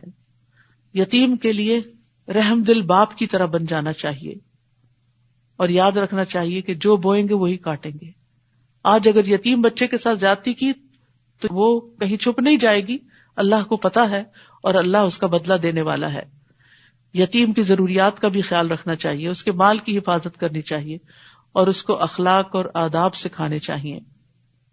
پھر فرمایا اور اگر کوئی عورت اپنے شوہر کی زیادتی کرنے یا بے رخی برتنے سے ڈرتی ہو تو ان دونوں پر کوئی گناہ نہیں کہ وہ آپس میں صلح کر لیں، اور صلح کرنا بہتر ہے، اور دلوں میں تنگی رکھ دی گئی ہے، بخیلی رکھ دی گئی ہے۔ اور اگر تم احسان کرو اور تقوی اختیار کرو تو بے شک جو عمل بھی تم کرتے ہو اللہ اس کی خوب خبر رکھنے والا ہے۔ تو یاد رکھیے ہسبینڈ وائف کے بیچ میں اختلافات ہوتے رہتے ہیں، لیکن وہ اختلافات اتنے بڑے نہ ہو جائیں کہ آپس میں دوریاں بہت دور تک چلی جائیں اور میل ملاپ کا کوئی ذریعہ باقی نہ رہے۔ تو اس کے لیے آپس میں صلح بھی جلدی کرنی چاہیے اگر کوئی ناراضگی ہو جائے، اور اگر آپس میں نہیں کسی طرح اپنی کمزوری پہ قابو پا رہے تو دوسرے لوگوں کو انٹروین کر کے صلح کرانی چاہیے۔ نبی صلی اللہ علیہ وسلم نے فرمایا کیا میں تمہیں نماز، روزہ اور زکوٰۃ سے افضل درجے کا عمل نہ بتاؤں؟ صحابہ نے عرض کیا کیوں نہیں؟ آپ نے فرمایا آپس میں صلح کروانا، جبکہ لوگوں میں پھوٹ اور فساد ڈالنا دین کو موڑنے والی چیز ہے۔ آپ نے یہ بھی فرمایا آپس میں صلح کرانا افضل صدقہ ہے۔ تو جہاں کہیں ضرورت ہو آپ کی اور آپ کوئی رول پلے کر سکتے ہو تو ضرور کوشش کیجیے، لیکن دلوں میں تنگی ہے، معاف کرنے پہ لوگ تیار نہیں ہوتے، اور اس کا نتیجہ کیا ہوتا ہے کہ پھر دوریاں بڑھ جاتی ہیں۔ تو یاد رکھیے کہ ازواجی تعلقات کو مضبوط کرنے کے لیے ضروری ہے کہ ہم کچھ چیزوں پر کمپرومائز کرنا بھی جانیں، صرف دوسرے سے ہی توقعات نہ رکھیں۔ جو چیز ہم دوسرے میں دیکھنا چاہتے ہیں وہ اپنے اندر پیدا کر لیں۔ اگر ہم چاہتے ہیں کہ ہسبینڈ بہت کیئرنگ ہو تو آپ خود زیادہ کیئرنگ ہو جائیں تاکہ اس کو کیئر کرنا آ جائے۔ پھر اسی طرح یہ ہے کہ توقعات نہ رکھنا یہ تو نہیں ہو سکتا، لیکن ریئلسٹک توقعات رکھیں۔ یعنی اگر آپ نے گھر کی بہت اچھی صفائی کی ہے تو یہ توقع رکھ بیٹھنا کہ ضروری تعریف کرے، اور اگر اس نے نہیں کی تو آپ موڈ آف کر لیں، اور اس غریب کو یہ پتہ ہی نہ ہو کہ موڈ کیوں آپ، اور اگر وہ پوچھے بھی تو کہیں کچھ نہیں، تو ایسے معاملہ کی اصلاح کیسے ہوگی؟ تو توقعات ریئلسٹک رکھے۔ ہو سکتا ہے اس کے ذہن پہ ایک پہاڑ ہو باہر کے کاموں کا اور بوجھ ہو، اور وہ اندر آیا اور اس کے دماغ میں وہی چل رہا اور اس کو کچھ نظر نہ آ رہا ہو۔ اسی طرح ہم چاہتے ہیں کھانے کی تعریف ہو، اسی چاہتے ہیں ہماری تعریف ہو، ہم نے اتنا کچھ پہنا، بنے سمرے، توجہ ہی نہیں کی۔ یہ چھوٹی چھوٹی ناراضگیاں ہوتی ہیں جو بڑی بن جاتی۔ تو توقعات ریئلسٹک رکھیں۔ پھر اسی طرح کچھ چیزیں تو وقت کے ساتھ دونوں میں تبدیل ہوتی ہیں، لیکن کچھ آتے نہیں تبدیل ہوتی، تو جو بدل نہیں سکتے اسے قبول کر لیں، ایکسپٹ کر لیں کہ یہ میرے ہسبینڈ میں کمزوری ہے لیکن اس کے مقابلے میں خوبیاں بھی بہت ہیں، تو کوئی بات نہیں۔ اور پھر یہ نہیں کہ ہر چیز ایکسپٹ کر لیں، جس چیز کو تبدیل کر سکتے ہیں اس کو کوشش سے، دعا سے تبدیل بھی کریں۔ صبر اور برداشت کی صلاحیت اپنے اندر بلڈ کریں کہ چھوٹی سی چیز کو میں نے مائنڈ نہیں کرنا، پہلے سے تیار رکھیں۔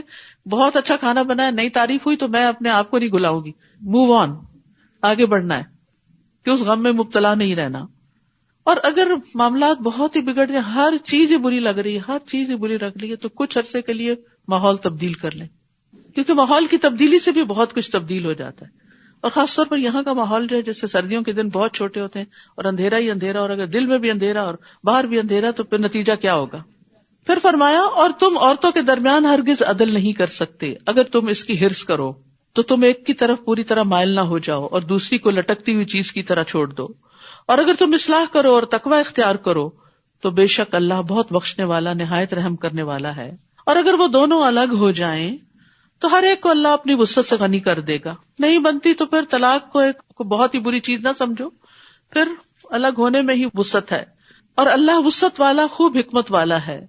اور اللہ ہی کے لیے ہے جو کچھ آسمانوں میں اور جو کچھ زمین میں ہے، اور البتہ تحقیق ہم نے ان لوگوں کو جو تم سے پہلے کتاب دیے گئے تھے یہ تاکید کی تھی، اور تمہیں بھی، کہ اللہ سے ڈرو اور اگر تم کفر کرو گے تو بے شک اللہ ہی کے لیے ہے جو کچھ آسمانوں میں ہے اور جو کچھ زمین میں ہے، اور اللہ بہت بے نیاز، بہت تعریف والا ہے، اور اللہ ہی کے لیے ہے جو کچھ آسمانوں میں ہے اور جو کچھ زمین میں ہے، اور کافی ہے اللہ کارساز۔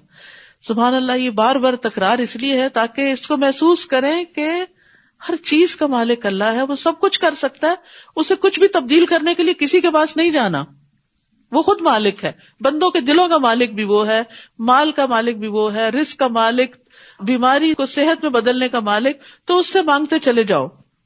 اے لوگو، اگر وہ چاہے تو تم سب کو لے جائے اور دوسروں کو لے آئے، اور اللہ اس پر بہت قدرت رکھنے والا ہے۔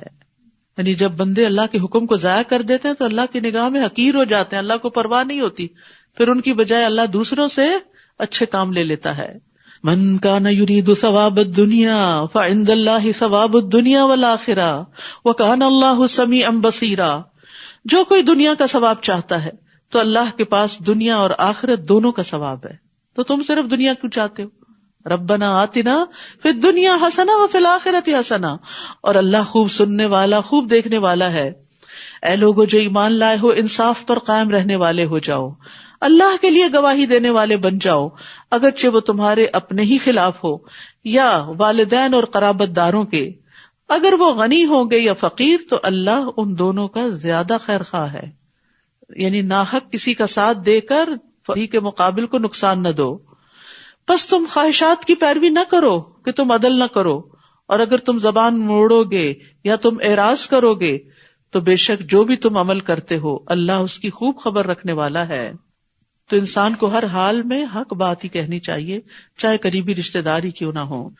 رسول اللہ صلی اللہ علیہ وسلم نے فرمایا قاضی 3 طرح کے ہوتے ہیں، ایک جنت میں، 2 آگ میں۔ جنت میں جانے والا وہ ہے جس نے حق پہچانا اور اس کے مطابق فیصلہ کیا۔ جس نے حق پہچانا پھر فیصلے میں ظلم کیا وہ آگ میں ہے، اور جس نے جاہل ہوتے ہوئے لوگوں کے فیصلے کیے وہ بھی آگ میں ہے۔ تو یہ بہت نازک معاملہ ہے۔ آپ جج تو نہیں ہیں کہیں، لیکن گھر کے اندر بھی، بچوں کے بیچ میں بھی، رشتہ داروں کے بیچ میں بھی چھوٹے چھوٹے فیصلے کرنے پڑ جاتے ہیں، تو عدل سے کام لینے کی ضرورت ہے۔ اے لوگو جو ایمان لائے ہو، ایمان لاؤ اللہ اور اس کے رسول پر، یعنی اپنے ایمان کی تجدید کرتے رہو، اور اس کتاب پر جو اس نے اپنے رسول پر نازل کی، اور وہ کتاب جو اس نے اس سے پہلے نازل کی۔ اور جو کوئی انکار کرے گا اللہ کا اور اس کے فرشتوں کا اور اس کی کتابوں کا اور اس کے رسولوں کا اور آخرت کے دن کا، پس تحقیق وہ بھٹک گیا، بہت دور کا بھٹک جانا۔ بے شک وہ لوگ جو ایمان لائے پھر انہوں نے کفر کیا، پھر ایمان لائے پھر کفر کیا، پھر کفر میں بڑھ گئے، یعنی دین کو کھیل ہی بنا لیا، اللہ ایسا نہیں کہ انہیں بخش دے، یعنی کفر کی حالت میں موت آ گئی تو بخشش نہ ہوگی، اور نہ یہ کہ انہیں سیدھے رستے کی ہدایت دے۔ بشر المنافقین بان لہم عذابا الیما، منافقوں کو خوشخبری دے دیجئے کہ ان کے لیے دردناک عذاب ہے۔ جو لوگ مومنوں کو چھوڑ کر کافروں کو دلی دوست بنا لیتے ہیں، کیا وہ ان کے پاس عزت چاہتے ہیں؟ تو بے شک عزت ساری کی ساری اللہ ہی کے لیے ہے، اور تحقیق اس نے کتاب میں نازل کیا کہ جب تم سنو کہ اللہ کی آیات کا انکار کیا جاتا ہے اور ان کا مذاق اڑایا جاتا ہے تو تم ان کے ساتھ مت بیٹھو حتیٰ کہ وہ اس کے علاوہ کسی اور بات میں مشغول ہو جائیں، ورنہ بے شک تب تم ان جیسے ہوگے۔ بے شک اللہ منافقوں اور کافروں سب کو جہنم میں جمع کرنے والا ہے۔ وہ لوگ جو تمہارے بارے میں انتظار کرتے ہیں، پھر اگر تمہارے لیے اللہ کی طرف سے کوئی فتح ہو، یعنی منافق انتظار کرتے ہیں، تو وہ کہتے ہیں کیا ہم تمہارے ساتھ نہ تھے؟ اور اگر کافروں کے لیے کوئی حصہ یعنی وہ کامیاب ہو تو کہتے ہیں کیا ہم تم پر غالب نہیں آنے لگے تھے اور ہم تمہیں مومنوں سے بچا نہیں رہے تھے؟ ان کی طرف ہو جاتے ہیں۔ بس اللہ قیامت کے دن تمہارے درمیان فیصلہ کرے گا، اور اللہ کافروں کے لیے مومنوں پر ہرگز کوئی راستہ نہ بنائے گا۔ ان المنافقین یخادعون اللہ وہو خادعہم، بے شک منافقین اللہ کو دھوکہ دیتے ہیں حالانکہ وہ انہیں دھوکہ دینے والا ہے، اور جب وہ نماز کے لیے کھڑے ہوتے ہیں تو انتہائی سستی سے کھڑے ہوتے ہیں، یون کرتے ہوئے، ڈھیلے ڈالے، لیٹ، اور وہ لوگوں کو دکھاوا کرتے ہیں کہ کوئی یہ نہ کہ اس نے تو نماز ہی نہیں پڑھی، اور اللہ کو بہت تھوڑا یاد کرتے ہیں۔ نماز اللہ کے ذکر کے لیے قائم کی جاتی ہے، افسوس کہ ہم نماز میں بھی اللہ کو کم یاد کرتے ہیں، دنیا میں تو کیا یاد کریں گے۔ تو منافقت میں سستی بڑا اہم کردار ادا کرتی ہے، انہیں نماز سے کوئی دلچسپی نہیں، ذکر سے کوئی دلچسپی نہیں، بس وہ انتظار کرتا رہتا ہے، آخری وقت میں اٹھ کے 2-4 ٹھونگے مار لیتا ہے اور اللہ کو کچھ بھی یاد نہیں کرتا. آپ نے فرمایا منافقوں پر فجر اور عشاء سے زیادہ کوئی نماز بھاری نہیں، لیکن مومن اس کے برعکس اپنے رب سے سرگوشیاں کرتا ہے، اللہ کو یاد کرتا ہے. متذبذب ہیں، نہ ان لوگوں کی طرف ہے نہ ان لوگوں کی طرف، نہ مومنوں کے ہیں نہ کفار کی طرف، اور جسے اللہ بھٹکا دے تو آپ ہرگز اس کے لیے کوئی راہ نہ پائیں گے. اے لوگو جو ایمان لائے ہو، مومنوں کے سوا کافروں کو اولیاء نہ بناؤ. کیا تم چاہتے ہو کہ تم اللہ کے لیے اپنے خلاف کوئی واضح دلیل بنا لو؟